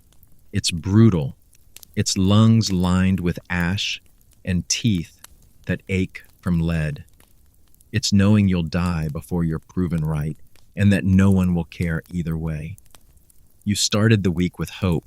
You end it with rot in your bread and blood in your cough. You wouldn't last a week in this world. Not because you're weak, but because the work was designed to break men. Slowly, intimately, without drama. You wouldn't find gold. You wouldn't find glory. You'd find sulfur in your lungs, mercury on your tongue, and silence in your lab. You wouldn't make it to the Philosopher's Stone. You wouldn't even make it to Monday.